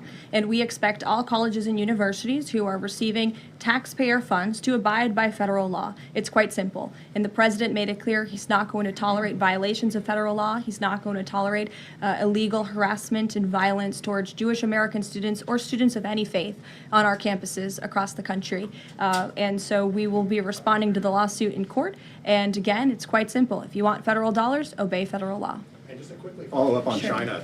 Any response to reports that China is targeting U.S. trade allies with potential retaliatory measures for supporting U.S. agendas? I think the numbers and the sheer number of countries that have reached out to the United States and reached out to this administration to cut good trade deals speak for themselves. The entire world knows that they need the United States of America and they want to do business here. And so we'll stay focused on cutting good trade deals on behalf of the American worker. Stephanie. Thank you, Carolyn. Can you give us any additional details from the president's call with Netanyahu today? I did speak to the president about it. It was a good call. They spoke particularly about Iran and the negotiations that are underway with Iran and the United States. And the president has made it very clear repeatedly, but I'll reiterate, there is no daylight between the United States of America and the state of Israel. He stands strongly behind our ally. He's made it quite clear when it comes to Iran that we want to see a deal, and Iran has a choice to make. But the president has also made it very clear, and he reiterated that in his call with Prime Minister Netanyahu today about the need for Iran to never obtain a nuclear weapon. I do have one more bit of news that I would like to share with all of you. Just give me 1 second to find it. And it's in regards to the terrorist attack that took place in India earlier today. The president has been briefed by the National Security Advisor, and he's being kept up to speed as more facts are learned. What we know already is dozens were killed and even more were injured in a brutal terrorist attack in a popular tourist location in South Kashmir. President Trump will be speaking with Prime Minister Modi as soon as he possibly can to express his heartfelt condolences for those lost. And our prayers are with those injured and our nation's support for our ally, India. These types of horrific events by terrorists are why those of us who work for peace and stability in the world continue our mission. So we'll give you a readout of that call later this afternoon. There's a lot of work to be had. You may hear from the president later this afternoon as well, and we'll see you all later. Thank you. Were any Americans among those dual American citizens? Oh, is it me or are these press conferences getting shorter and shorter and shorter? Probably by design, because it seems like they don't want to ask too many questions. Caitlin Collins was there in the front row. She didn't say anything. Jackie Heinrich was there from Fox. Ducey wasn't there. I saw the lady from CBS. No questions. Got nothing to ask. They're not getting the answers that they want, so they prefer just to take up the seat. Why bother coming? Watch it like we do and just take your notes. Caitlin Collins was there. She had her cell phone out and she was doing whatever. They don't care anymore. They just don't even bother. There's nothing for them to report, which is why you're seeing the people down in El Salvador and them doing crazy, crazy stuff. There's nothing for them to talk about. Because every time they ask a question, it's going to make Trump look good. If it was bad news, they'd all have their hands up. But no, because things are going well, the stock market is up today, blah, blah, blah, gas prices down, egg prices down, grocery price, nothing to say. I mean, it's kind of good because some of the other people like Reagan get to ask questions, and they get to ask questions that, you know, people may want to hear, and it's not coming from the left nuts. So she referenced this terrorist attack, which I hadn't heard, but President Trump did speak on. He posted this on True Social. It is deeply, and this was at 1:01 p.m., so it must have happened while she was walking out. Deeply disturbing news out of Kashmir. The United States stands strong with India against terrorism. We pray for the souls of those lost and for the recovery of the injured. Prime Minister Modi and the incredible people of India have our full support and deepest sympathies. Our hearts are with you all. Wonder if this had anything to do with J.D. Vance being in India and India basically announcing that they are on the precipice of signing a new deal. Just wondering, J.D. Vance, think about this. He's going to get the reputation of being the angel of doom. He goes to Rome, the Pope dies. J.D. Vance goes to India, they have a terrorist attack. Coincidences? Yeah, I guess you can say that. I guess you can say it's a coincidence, but it's bad when these things are happening, and it takes away from the goodness that's going on. So it looks like, to give you more information as much as YouTube will allow me to show you, looks like 24 tourists, 24 thus far are reported killed by gunmen in Kashmir. The attack was in the picturesque district of India. It was the worst assault against civilians in years. Man, I concerned. Let me see if I put this in X. I don't want to put any pictures up that are disturbing. Let's just see whatever it says here. Not a lot coming out yet. Just there's some pictures. Just announced. Now it's up to 32. I could put this up without it showing the actual picture. Yeah. Just announced at least 32 Hindu tourists have been murdered in an Islamist terror attack in Kashmir. Pakistani terrorists forced men to pull their pants down before killing them. Wow. I didn't expect that one. That was just a little bit much. Man, wow. Animals.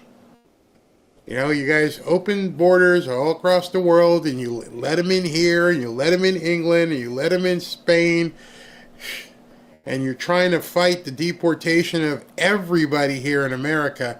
And I'm not saying there's a correlation between this and any of the other stuff, but kind of crazy.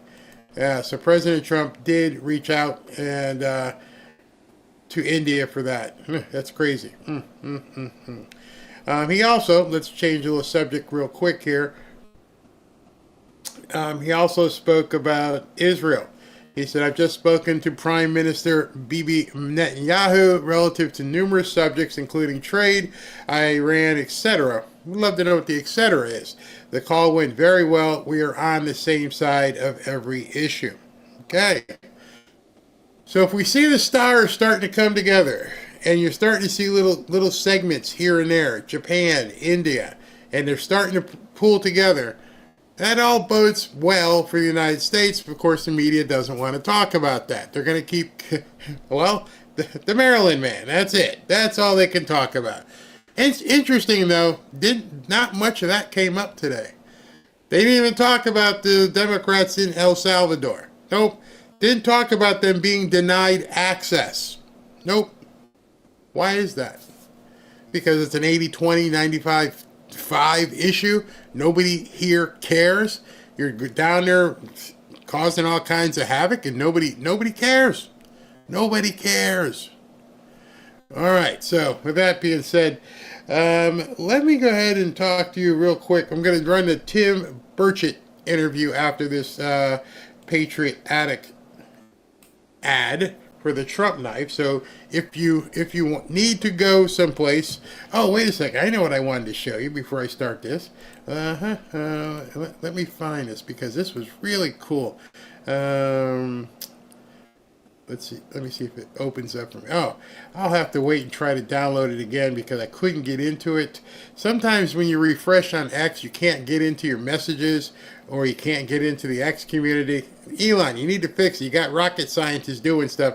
Fix X. You got some broken stuff that doesn't happen. Anyway, some people sent me pictures of them with their new Trump knives, and I can't pull them up because I was going to show you the picture. A whole family. It was pretty awesome. Pretty awesome. The whole family has Trump knives. So anyway, in case you're wondering, what am I talking about when I say Trump knives? I am talking about this. I am talking about the red Trump knife. Here it is, right here. Right there, that's a Trump knife. And it was a cool picture. It's the entire family who was sitting there with their knives. I was so happy they got their product. Here it is. I haven't shown it in a couple of days, but this is the Trump red knife.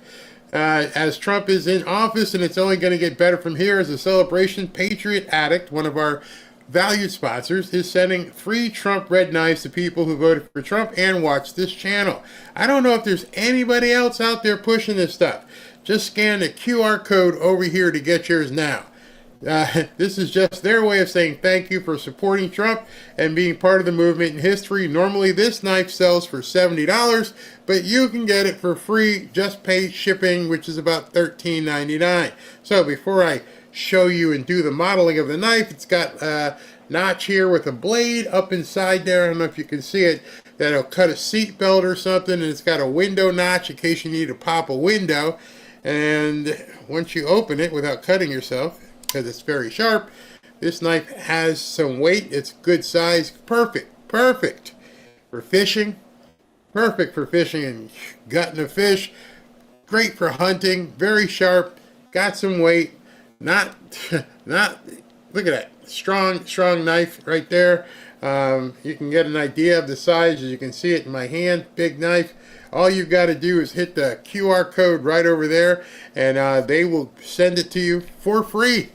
Just pay $13.99 for shipping. I believe you can get 2 or 3 of these if you pay $15.99. So you can get a few of these. It's very sharp. Very sharp. I don't want to cut myself. But this is the Trump red knife right here. So go ahead and click the QR code over there, and you can get this sent to you completely free. And tomorrow I will have the picture of the family, the whole family, father and a couple sons, that showed me what they had put together. Nice picture of them with their Trump knives. Perfect. All right, so I'm going to take a break real quick here, just a short one, not a long one, real short one, and then we're going to jump into Tim Burchett.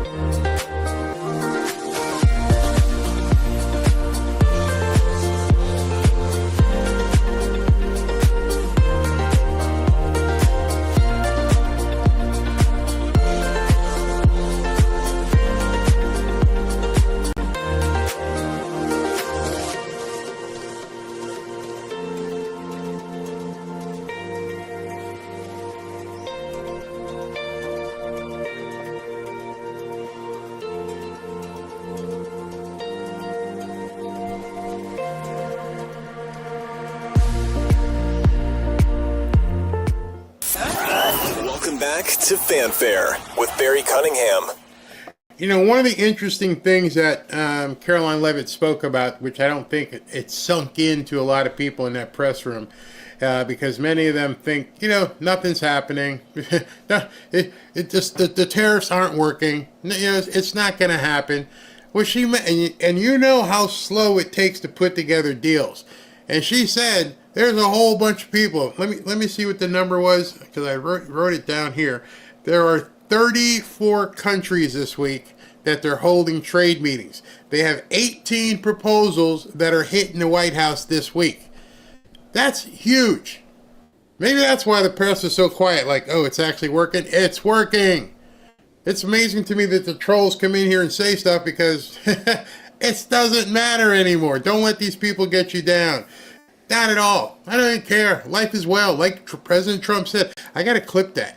Live your life. Live your life. Get out there. Have some fun. Enjoy your surroundings. We're heading to the spring and summer. There's all kinds of travel to be done. Have some fun out there. Don't let these idiots give you a hard time. Be careful. Keep your head on a swivel, especially you guys watching out for your family. But other than that, let's enjoy some things. And I'm going to be talking to you tonight about this new baby bonus. Have you heard about the baby bonus? Well, hey ladies, how'd you like to make a cool $5,000? I'm going to tell you about that in case you haven't heard about the baby bonus. I'm going to tell you about that tonight. The other thing I'm going to cover tonight in tonight's show is the whining, crying liberals who got to pay their student loans. Oh, they're making some really cool videos out there. Oh, I got to pay my student loan. Yeah, do you know what the word loan means? L-O-A-N. Obviously, if you were a student and you don't understand what the word loan is, then you paid for nothing. Think about that. What are you whining for? You took out a loan. So you went to school, got stupid because you don't know what a loan is? It wasn't a grant. If it was a grant, you'd be fine, but you're crying because you took out a loan, and now as part of taking out a loan, you're going to have to pay it back. Wow. Imagine that. Paying off a loan. These people are idiots. All right, so this is Tim Burchett. He and I talked this morning early at about 9 o'clock, and I hope you guys enjoy this. Everybody, I've got a great interview again scheduled with Tim Burchett from Tennessee. Got a lot to talk about. So much going on up in Washington, and let's just get right into it. Tim, thank you very much for coming back on again. I know you're really busy. I've been following all the stuff that's been going on, and so I thank you for your time. Thank you, Barry. Thanks for having me on. So let me ask you. The big news, for some reason, I don't know why it is, why it's the biggest story in news ever, it seems. If this deportation saga, and I've seen stuff 95-5, 90-10, 80-20, if it's such a overwhelmingly unpopular issue, why do you think this is something that the Democrats are looking to die? Why do they want to die on this hill? We've spoken to the administration about how they are not making the argument about MS-13 in court. But you told my colleague Dana Bash yesterday that you did not ask Abrego Garcia whether or not he's actually in MS-13. You said you know what his answer is. But how do you know if you did not ask him? Well, because I know what he's said many times in court, and that's the proper forum for debating this. And as we know, the federal district court judge in this case said, and I brought it with me again, and I'm going to read it, no evidence linking Abrego Garcia to MS-13 or to any terrorist activity, period. That has been what Abrego Garcia has been telling the court. And I would ask you, Caitlin, really, if I'd come back and said, oh, I asked him if he was an MS-13, and he said, no, he wasn't. I mean, right? The whole point is this is a conversation that's supposed to happen in court. I think it's a classic example of when you group think. I think you've surrounded yourself with people that are liberal or more liberal than you are, and they're afraid to tell you the truth. Either that or they're doing polling in a federal penitentiary. I haven't quite figured either one of those out, but I think it's more of the groupthink thing. You've seen it in history. Kennedy at Bay of Pigs, if he'd not gone in, or if he'd allowed air support, they probably could have overthrown Castro. Nixon, if he'd cut those guys loose that were doing the bad stuff, he could have walked away as one of the greatest presidents we've ever had, right, because he got us out of the Vietnam War. And so you go down the line. I mean, it happens in politics, it happens in the ministry, and it happens everywhere. So it's just a common thread, I think, in politics.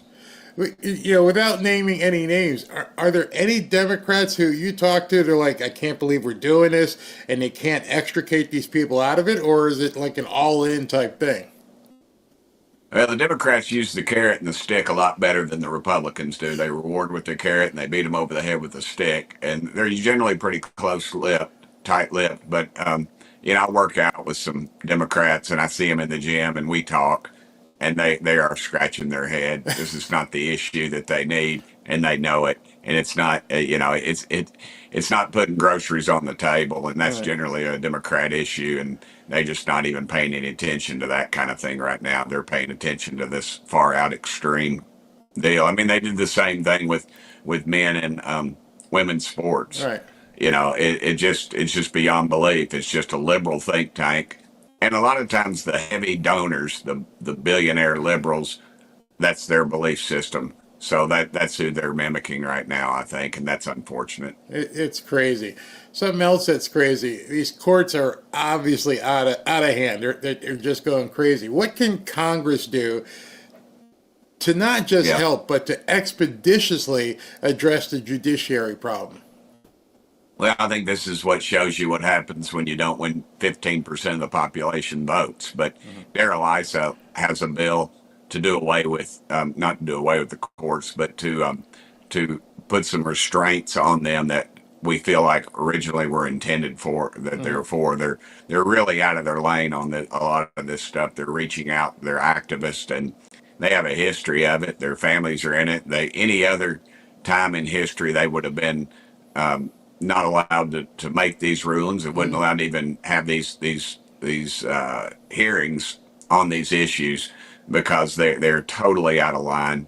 And when you have family members that are profiting from left wing activity and judges that have shown up at anti-Trump rallies and that are making rulings, that Lady Justice is not blind in this effect. So, what's your confidence level in the Supreme Court doing the right thing? I don't have confidence in anybody. Wow. I've seen too much. I just, I think people are compromised. I think somebody gets their ear on some issue, and I've never really had a lot of confidence in our courts just because we've, as conservatives, we always play ball with the left wing. We close our eyes to moderates and let them come in because we want to work with the left. And the left never wants to work with us. And I worry about the constitutional rights of these people that have lost a child. Yeah. And I know somebody here locally, some dear friends of mine lost their son, an illegal. Wow. Through an illegal, and that just, where's their constitutional rights? They couldn't even get a meeting with Pelosi or President Biden. Wow. And, and then they wrap themselves, and then you've got a liberal U.S. senator flying down to El Salvador to meet with a suspected gang member, and talking about his rights. And it's the same as if the president of El Salvador told us to release an American prisoner, because the guy's an El Salvador citizen. It's even worse because they're on his soil. I couldn't imagine a foreign person coming on American soil telling us you need to do what we want you to do. I mean, go try that in Russia. You'd end up in jail someplace. So, I mean, they're pushing the issue way too far. Way too far. Way too far. So I don't know how that's even going to end at this point, but it needs to come to a conclusion rather quickly. I had a question that came up on my show yesterday. The Constitution and the way things are written, it says 3 co-equal branches of government: the Congress/Senate, the judiciary, and the executive. How is it that one of these co-equal branches can tell the other what to do? I mean, you guys can't call the Supreme Court and say, do this. The Supreme Court can't call you and say, do this. How can the Supreme Court at this point tell the president, don't worry about Article 2 or Article 3. We're going to tell you how this should operate? How can they rationalize that? They can't, and that's why you're seeing Congress look at ways to defund the courts, and I'm not sure that's the best avenue either. I don't know what what the slap back is on this thing. I don't know how to get them back in their right lane, because this thing is obviously broken, and it is going to the extremes right now, and I'm afraid it's not going to end well for somebody. Yeah, that's for sure. And we only have a short period of time before the midterms. And because of that, I mean, you recently said something that caught my eye. You said politics is a contact sport, and we need to quit playing footsie with these people. Do the rest of your associates in the Republican Party realize that this is a contact sport? You're gonna have to get dirty if you want to see things happen. I hope so. And by dirty, I mean we got to get in their face. We can't. I mean, we don't even play. We're not crooked. We're talking about getting in their face. When they say something that's not true, we come back with the truth in their face, and we don't stop. Case in point, they were putting out false billboards. The Democrats were, and then they were forced to take them down because I think it was about Medicaid and Medicare, and the only people talking about cutting Medicaid and Medicare are the Democrats and CNN. And so nobody's talking about cutting Medicaid or Medicare, but they put it on a billboard, and then they took it, they threatened a lawsuit, and they pulled the billboards down because they were, in fact, inaccurate. They were lies. And that's the kind of thing we got to do. In the past, we just let that stuff slide. But we got to fight them everywhere. Yeah, I mean, the propaganda, the gaslighting, whichever way you want to describe it, they're doing it en masse at this point. They're saying that the Supreme Court said you have to bring the guy back. And one of the things that bothers me is they continually say we have to bring him home, bring him home. And I'm like, you're absolutely lying to the people, and it's almost Hitlerian in terms of how much they're repeating it and how the media is letting them repeat it. So how do you stop that propaganda? Well, you go after them. That's why I go on CNN. I'm one of the few conservatives that actually does that, and on the other networks too. I mean, if they're a conservative bunch and they say something that's inaccurate, I think it's imperative that we correct them as well, because it doesn't help the system, and it doesn't help the cause. I think the truth is a good enough thing for us right now. The truth is on our side. And America is responding to that, and we've got to capitalize on that on the midterm elections. Mm-hmm. You described the corruption in Washington as being as crooked as a dog's leg. Both sides of the aisle. If they follow that paper trail, it's going to come back to them. They got their wife and or girlfriend that works for some agency, quasi-agency or some business. And I'll probably get primary for saying that, but that's the truth, and we all know it. And this town's crooked as a dog's leg. How do we straighten that out? Because if it's that, well, and that's both sides, I assume, right? Both sides? Absolutely. Mm-hmm. There's several pieces of legislation. I doubt they'll ever see the light of day. I have a bill, so does Chip Roy, to outlaw stock transactions. And it's, I have an $11,000 portfolio. It's a mutual fund, and I think everybody should own a mutual fund. Mm-hmm. It's in Congress and not individual stock trades, because that is where it happens. We are obviously briefed on things. We hear things. We know legislation will be filed. Mm-hmm. We have access to the media that no one else does. Mm-hmm. And that's why you see members of Congress getting 200 to 300% return. And that's why America doesn't trust us, and for good reason. Mm-hmm. Yeah, I mean, it's almost sanctioned trading. I mean, illegal insider trading. And I don't know how you get... How do I say this? Whenever it's time to do a raise, you get complete agreement. It's usually voted in at 100 to 0. How do you change that insider trading when there's so many people on both sides who are going to vote against it? Maybe bringing it public.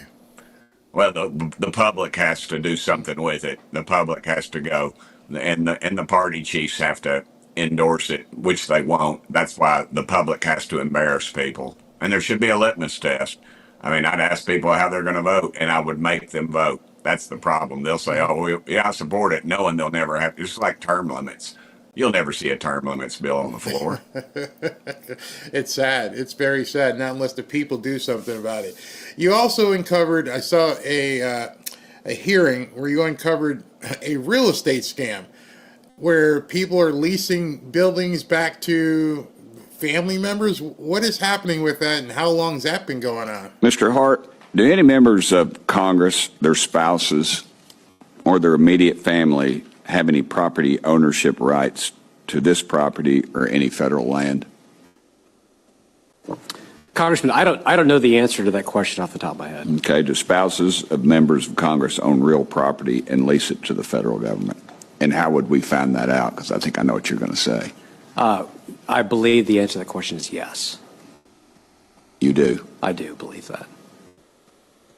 Was there any way we could verify that information? Well, you go to USA Spending and search, you open the books, our website, and you can look up members' names, you can look up any person's name, and find that information. All right. I suspect that's being done as I speak.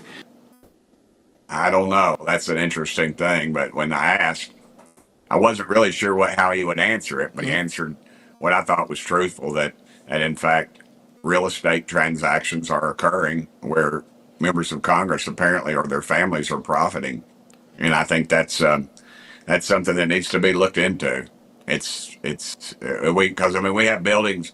The organization, the federal organization that's apparently in charge of our real estate, is only 15% full.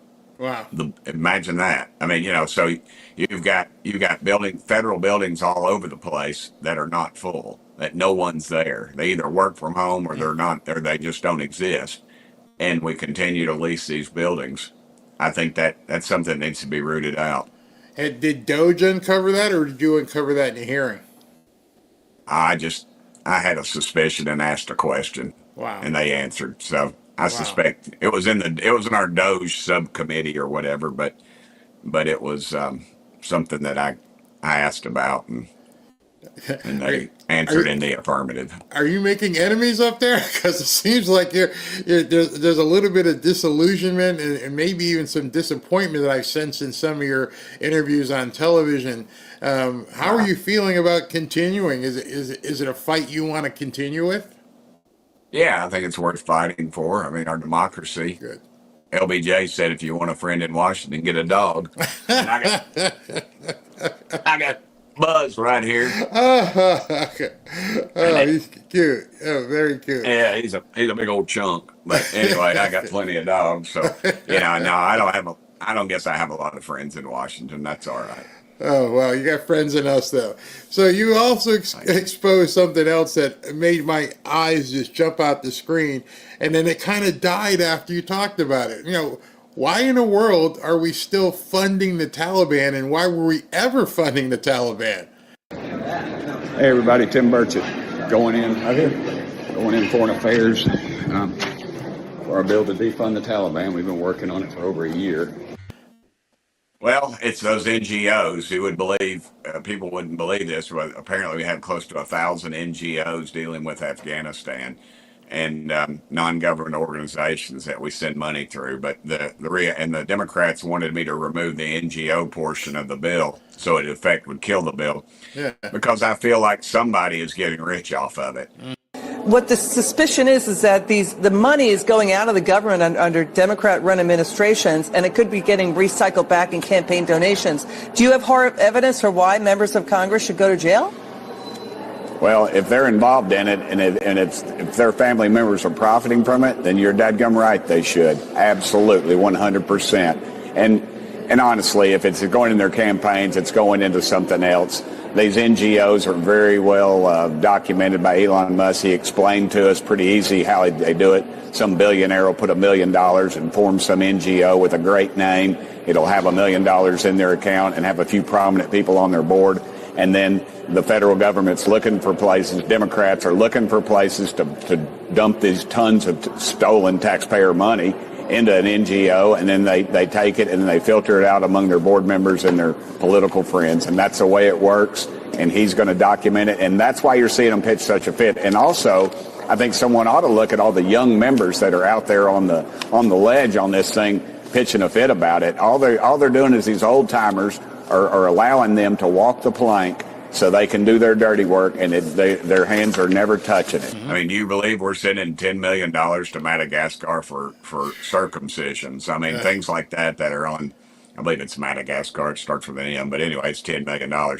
But my point is this, is all that money going to where it's supposed to be, and obviously it's not. And now we've uncovered that the Taliban, in fact, takes a cut off the banking institutions where they control it. And, I always talk about the Lord takes 10% with tithes, and but the Taliban takes a heck of a lot more. And it's 40 million a week. I have a State Department document, a five or 6 page document, I believe, and it says it's around $5 billion that we sent to them so far, so that we know of. And that's just the Taliban. So you multiply that throughout the country, and it's out of control. Is it still happening? Yes, it is. Through aid packages and things. So, and it's taken me a year to get the bill out. I mean, explain that to me. Yeah, somebody's hiding something. That's for sure. I mean, one of the things that Doge has exposed, and even with some of your work, now we're seeing that even these elite universities like Harvard are they can't sustain themselves without the government. Why are so many of these NGOs and big time universities now getting nervous because they're not getting federal money anymore? Have we been essentially, sustaining these universities? Yeah, and the odd thing is, some of these Ivy League schools, over half their students are not American citizens. Wow. Again, these people will hate us for free, yet we're sending them money. And Harvard has a multi-billion-dollar endowment. Yeah. They ought to be letting every kid go there to school for free. Why is the federal government sending them money? Why isn't it sending that money to public schools that probably need it? So we've got a real problem there. It needs to stop. And I don't know if we got the guts to do it. Now, would that have to be unwound by Congress, or can the president just say we're no longer? Yeah, I mean, he said it, but they're suing him now. It's executive order. Yeah, they're suing him. That's why we need to codify all this stuff. We need to codify every dadgum one of them and get a bill going and get it passed. Speaking of passing something. What's the likelihood of the Trump tax cuts and the new proposed tax cuts with no tax on tips, no tax on overtime, and Social Security? Are we going to see those come to fruition in your estimation? I hope so. I'll vote for them. The problem is you have to coinciding, I'm not sure the correct word there, cuts that go along with it. And I would love to make those cuts. I would love to cut trillions. You got to remember the Democrat bill that they sent over to us. Excuse me, the Senate bill they sent over to us, the amount of cuts, I was cutting more by defunding the Taliban than they were offering. If we could just go back to pre-COVID spending levels, name me one federal program that we've added since COVID that you can't live without. That's ridiculous. Just go back to pre-COVID spending levels. It doesn't seem like the Democrats ever want to go backwards. Everything is spend more, spend more, spend more. And I'm afraid a lot of Republicans don't either. They talk the good game, but they don't have the guts to do it. Wow. You're making me disillusioned. Just thinking that this stuff is going to get hard to do, because if you want to codify some of these executive orders, what is that going to take a 60 vote passing level as well? Well, it just takes a majority in the House. Okay. So why aren't we doing it? Why did we not defund NPR the week after? Why did we not have a bill on the floor? It just doesn't. We're talking good, but we're not acting, and that's where the problem is. Well, the question you just asked, all of us on the outside ask as well. And is there a reason why Mike Johnson hasn't brought these things to the floor? I understand you're on vacation. Our committees, our committees are a sewer. They're just a sewer, and both parties are guilty of that. If some of our big committees have 50 employees, 50 staff members, and you hear old chairman say, "Oh, I can't pass that. My committee, my staff wouldn't have let me do that." Now, who elected their dadgum staff? It's just pathetic. Y'all got to hold us accountable. Well, and we're going to try. Because what's going to happen, and we're almost in May right now. the longer it goes, people are going to start campaigning, and then things are going to slow down again. So people think there's 4 years. I don't think we have 4 years to get this done. I think we have less than 2 years to get it done. In your estimation, how much time does President Trump and Congress have to get some of this stuff done before it's too late? 100 to 150 days, I think. And we've already passed 100. I told Trump that. I don't know. Nobody listens to me. Look, we're in a bad state. We've got to start pushing the envelope on these Doge bills and things, because the public's losing interest, and frankly, everybody in Congress is too. They're going on back to their old ways and spending. Look at the spending. Good gosh. If we can't control that, we need to go back. We need to close up shop. I saw something where some people in Congress, obviously the Democrats, are complaining, and they're trying to force Elon Musk to go away on May 30th. What is that all about? Is there some rule that says he can't be there after May 30th? He serves at the pleasure of the president. That's ridiculous.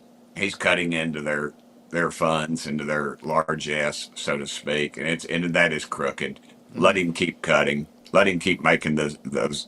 He does, all he does whatever, and the president allows it. So it's perfectly within the president's purview, and America ought to be demanding more of it. So when do you guys go back? Next Monday. Next Monday. So what do you see as the thing that you want to see happen once everyone's back in Washington?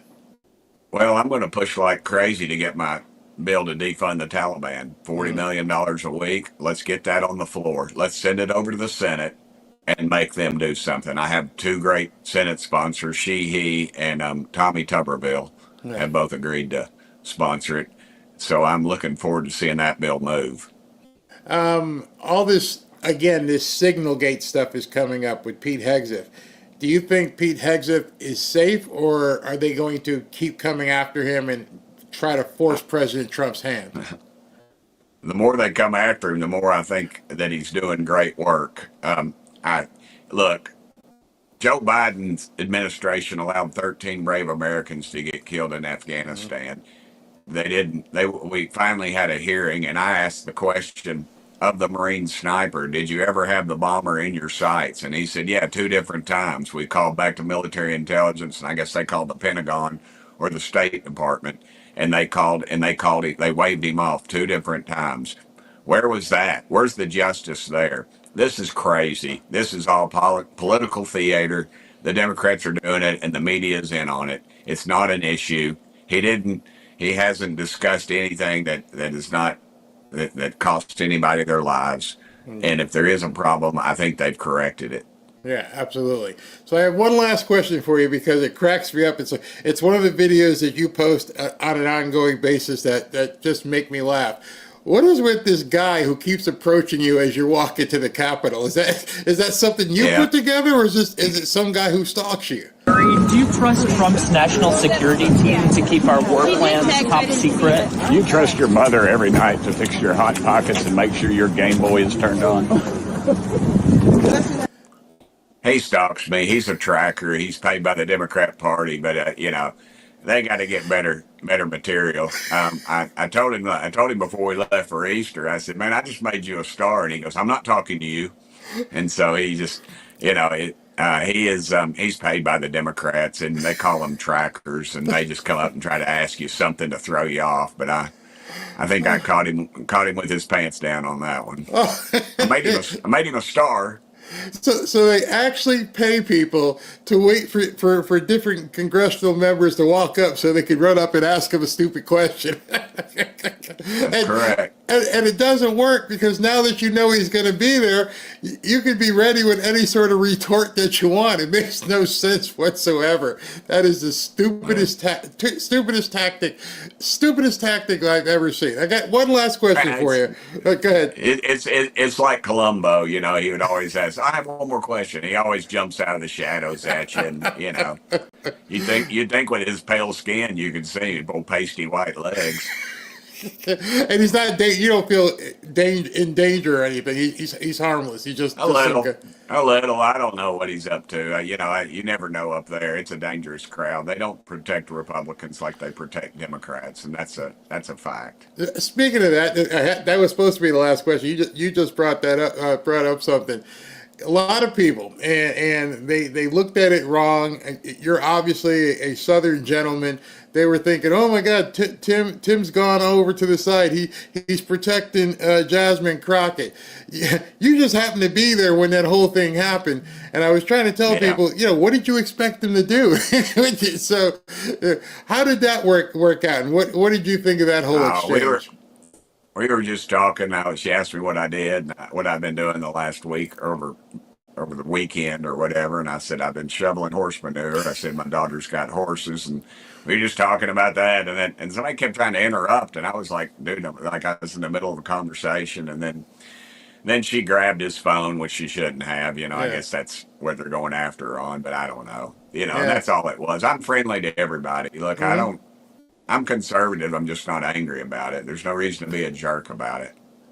Good for you. Good for you. You sound like you're well grounded. Obviously, you're blessed, and I thank you for taking the time out of a busy day. Good luck next Monday. I hope everything you hit the ground running and get some things done.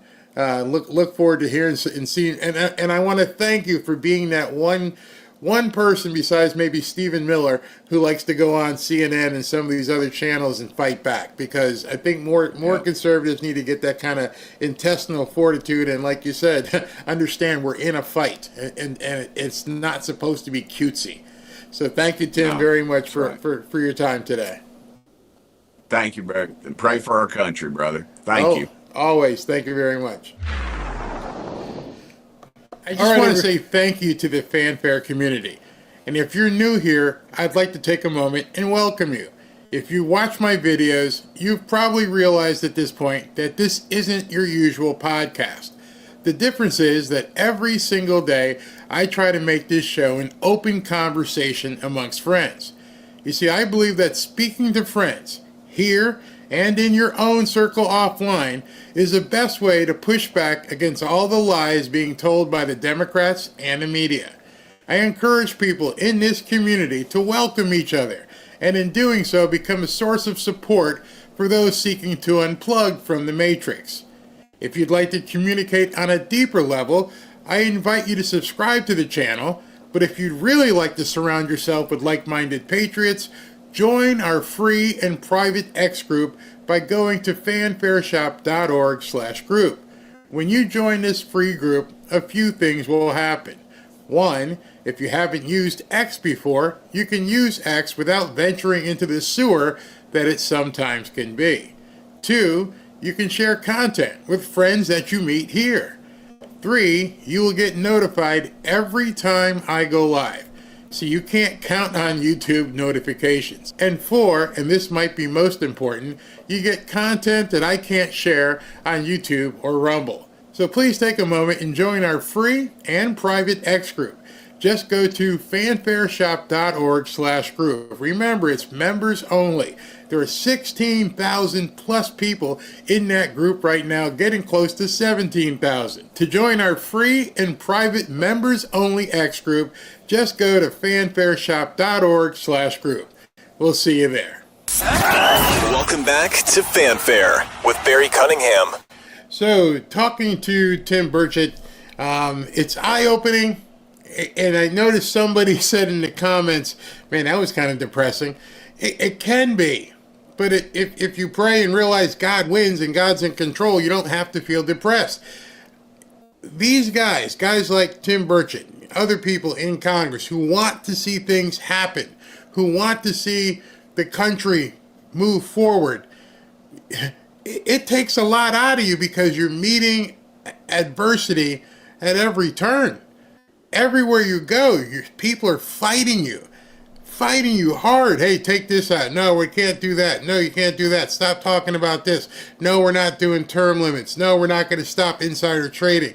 And where it must really get to you is when you're sitting there and your inside convictions are telling you this is wrong.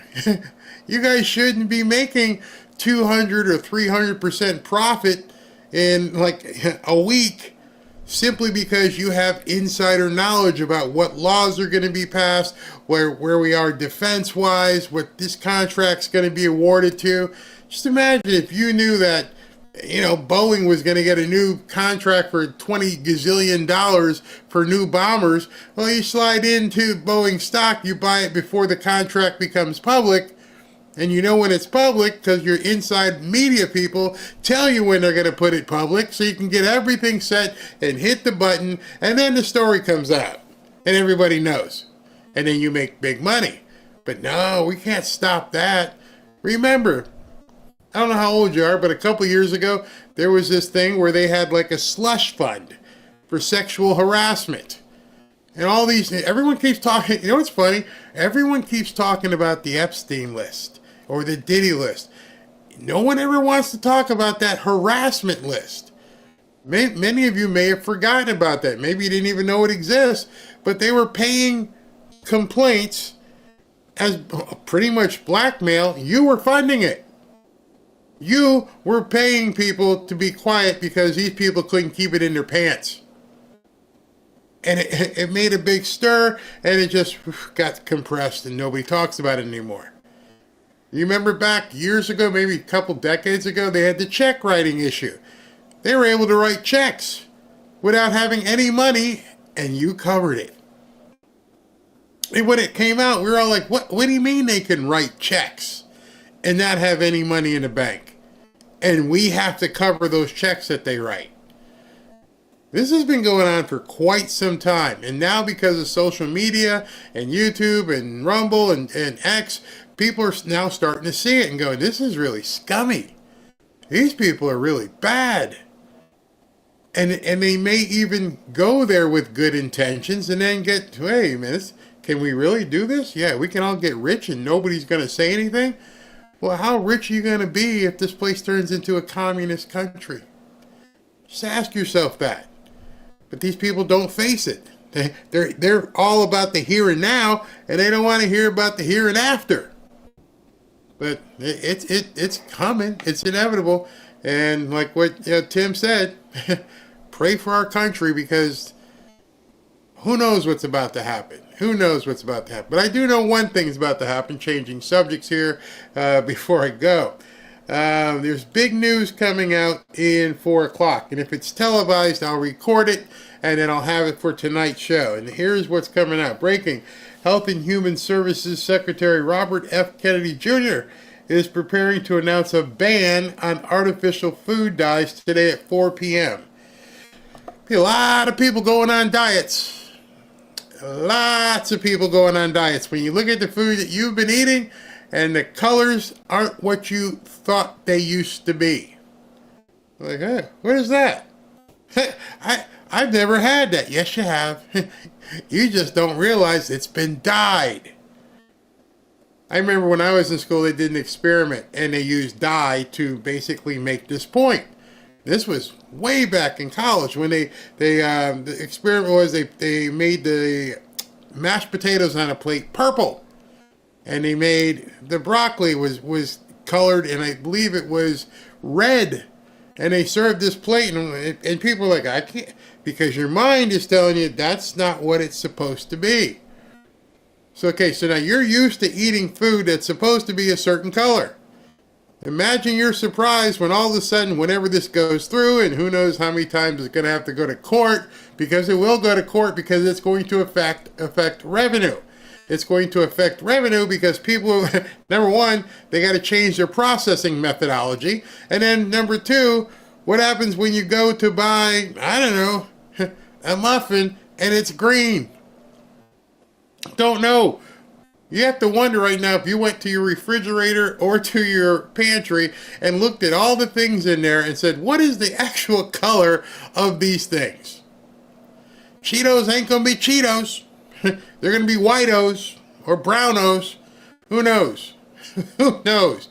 Are Cheerios really look like oats, or are they dyed to look like oats?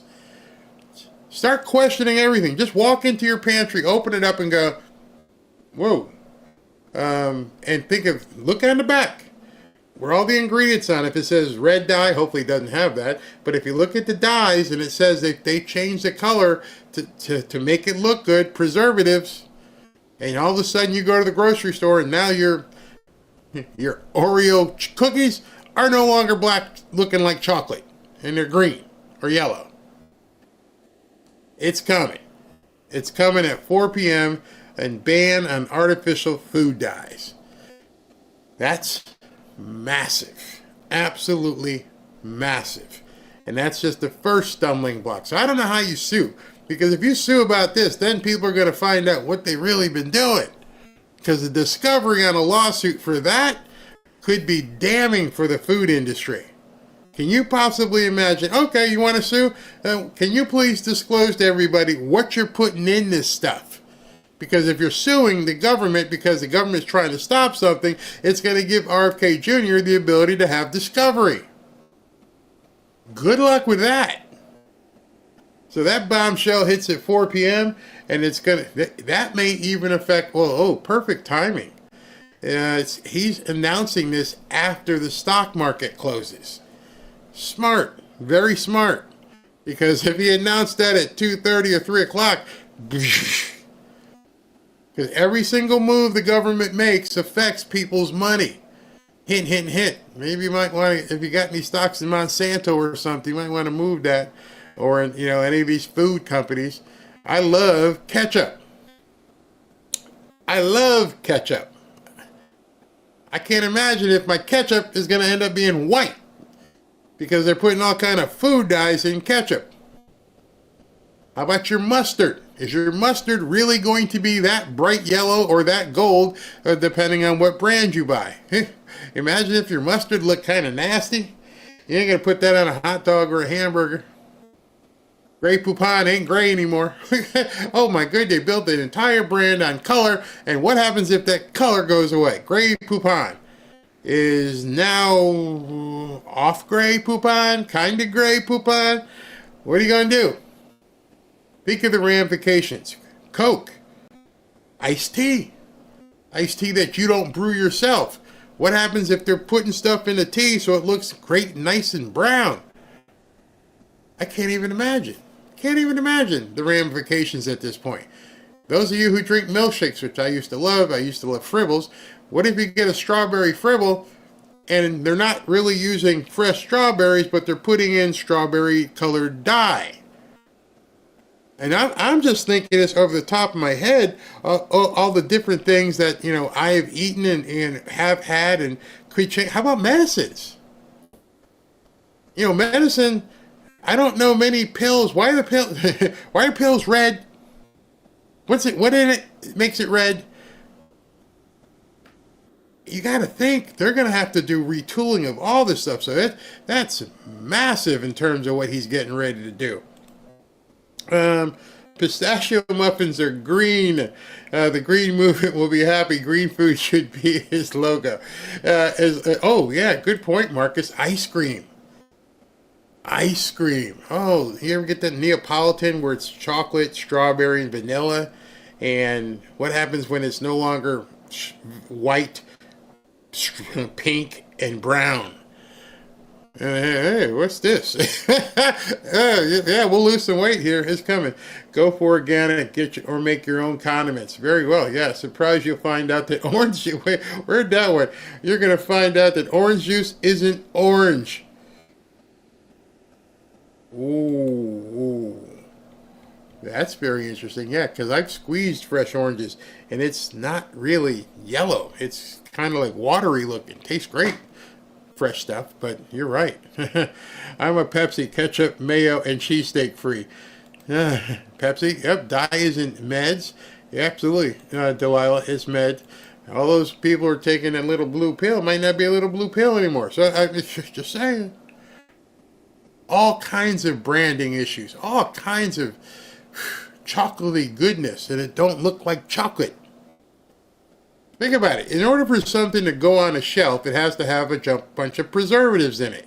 In order to have preservatives, it's probably got dyes to keep the color the same. So if you go up on a shelf and you see brownies, but the brownies aren't brown, what's going to happen. Oh, I can believe Entenmann's is going to have a fit. Used to love me some Entenmann's. Oh, Entenmann's were awesome. BLM will complain, why is all the food white? They're making us ingest white food. We have a white food movement going on. Oh, yeah. Oh, here's a good one for you. Compare the color of Fruit Loops to the color of Fruit Clips that they serve here versus the one they serve overseas.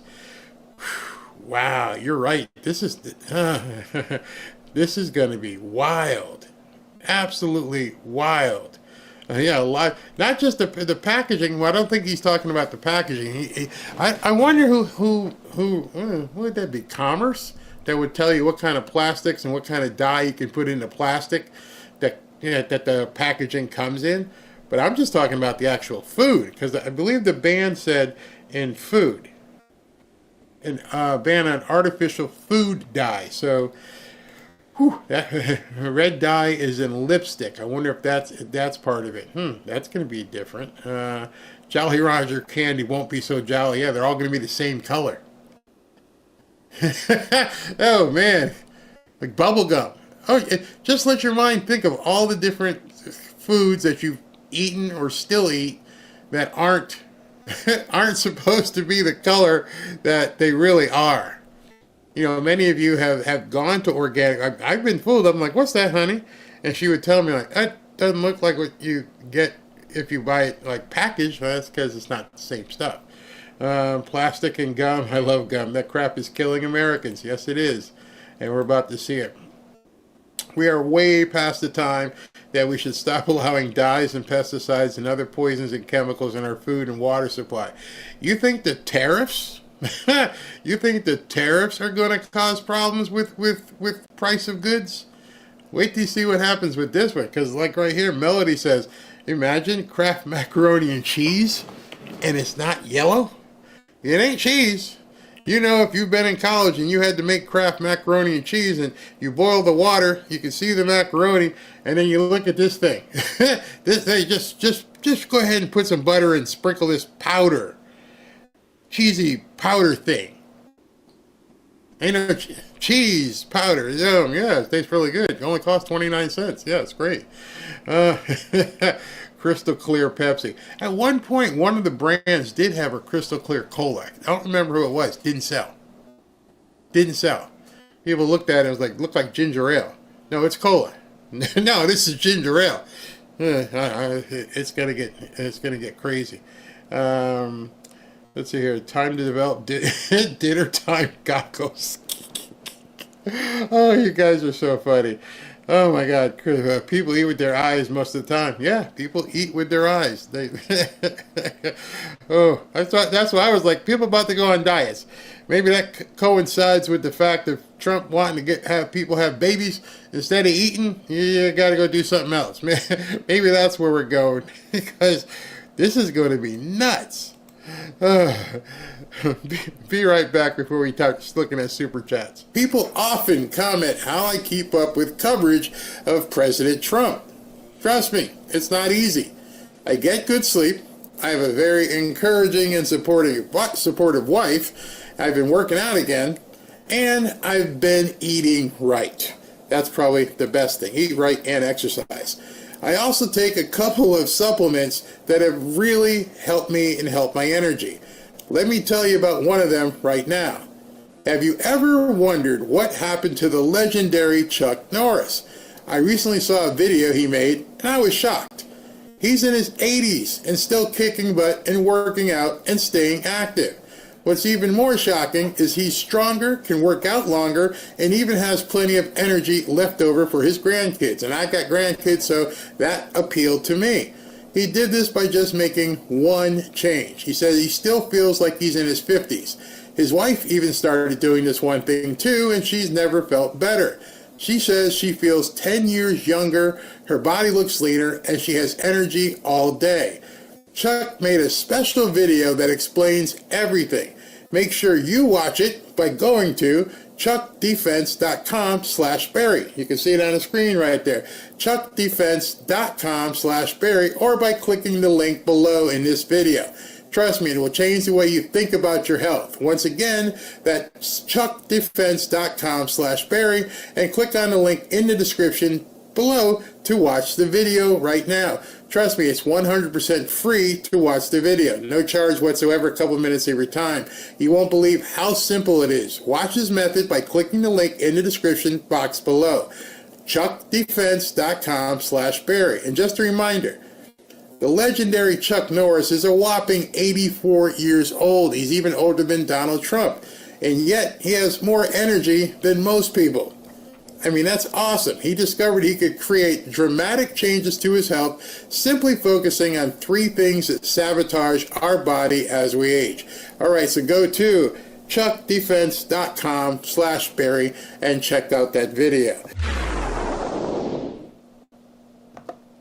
Alrighty, so it looks like I have a lot to talk about tonight. I can't wait to see if that's a public announcement and they stream it. I'll definitely look to check it out about the coloring the dye. This is a good question. How about Skittles?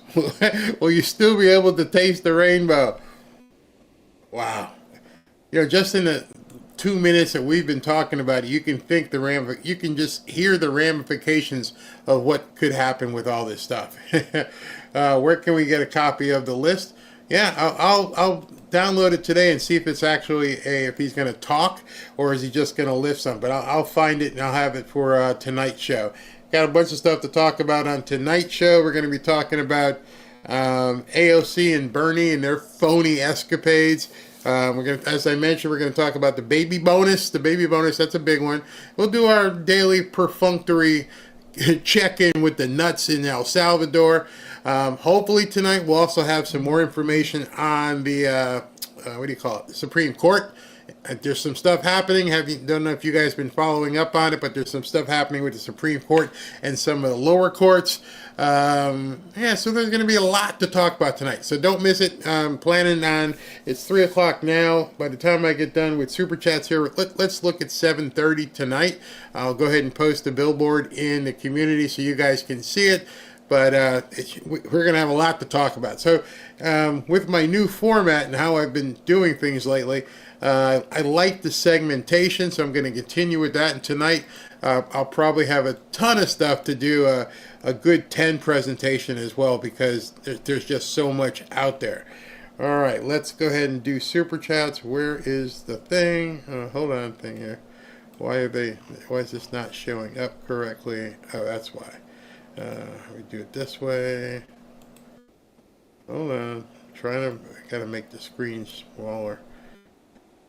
It's not letting me. Hold on. Let me refresh so I can do this. Wait a minute. Come on. Alright. I just hit refresh so I can actually see the Super Chats, but it's not showing up. Not showing up. Alright, so here's what I'm going to do. I'm going to have to go back in here. Sometimes YouTube, as you know, is funky. Doesn't allow you to do certain things until you try it a couple times. And then it says, oh, you want to look at that? Well, let's go ahead and click a button. Alright, so here we go. With the Super Chats. Got it. Everything set up here.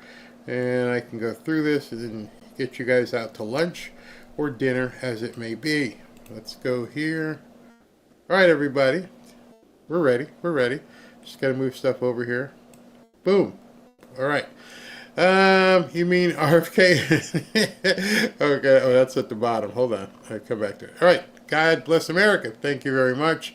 Barry, your opening is so moving. It brings patriotic tears to my eyes every single time. Thank you very, very much, U.S. veterans. Salute your service. You know what? Just so you know, that whole opening, obviously I took, video and different slides and images from different Trump events, but I wrote that opening. It actually was my hand who wrote the lyrics, and then I hired a guy to do the narration. And then I downloaded and paid for the music. But I wrote the lyric. I mean, I actually wrote what he was saying. And so people have said, hey, where can I get that? I'm like, I wrote it. I wrote the words. So I'm very, very proud of it. It's like my first composition. Big Cat, great coverage and work for your audience. Thank you. Haven't seen you in a while, Big Cat. God bless America. Keep your enemies close, especially while investigating them. I hope that's what's going on with Susan Rice. Jobs for 9. Susan Rice's husband works for ABC. Does he still work there? Miss Avi, Susan Rice. What? Don't like this. Nope, me neither. Don't like it. Sorry, but this puts Hegseth on the spotlight. What exactly was being leaked? So what was being leaked was basically this instant direct messaging on Signal that they were using. Why they were using Signal, I have no idea. I don't know why someone like Elon didn't just create a special X chat for them, but they've been using that. Tommy Ratcliffe, with Trump, 100% sometimes you rip the Band-Aid off quickly. Other conditions require slower procedures and then a rip. Trump could arrest 10,000 in one day now that he has the border as a militarized zone. Yep.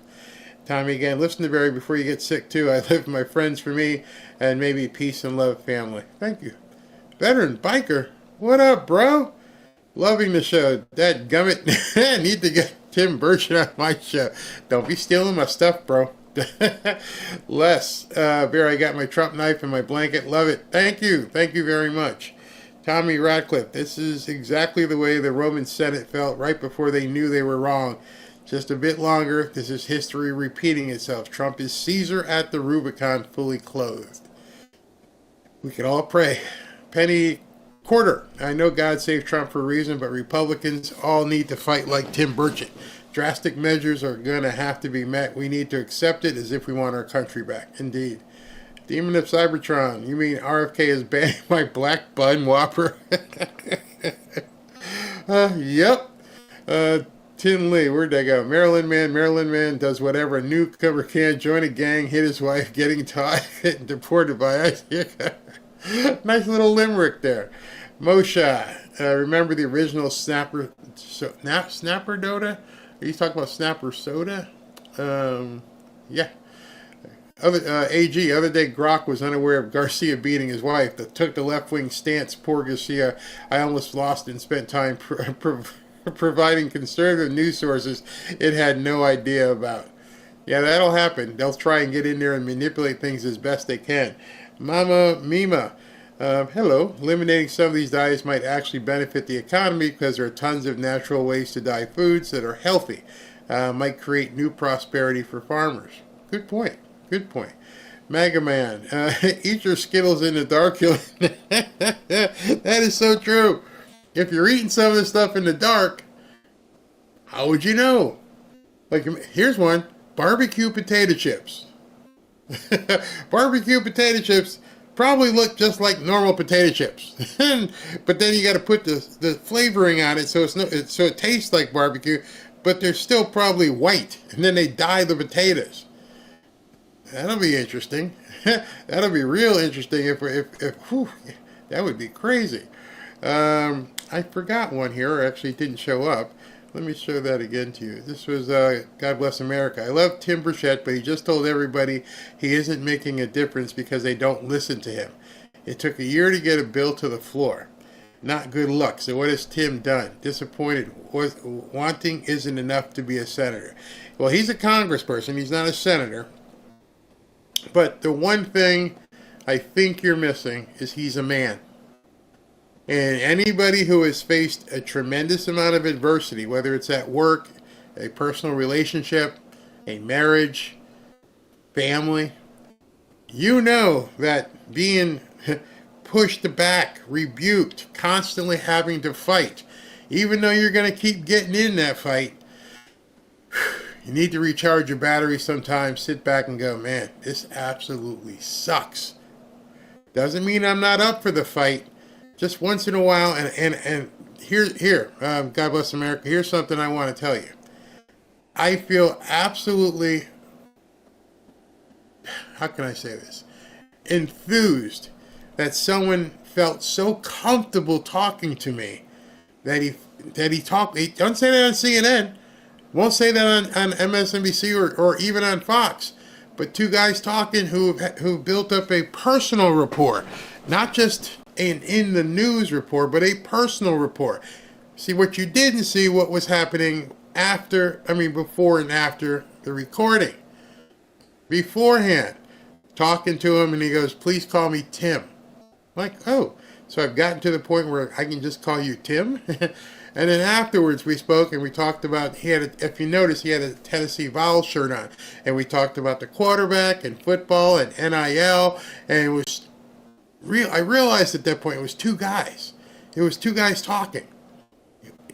And he felt comfortable. You ever get around someone that you consider to be a friend or an acquaintance that you want to go a little bit further with, and you start showing them your vulnerabilities?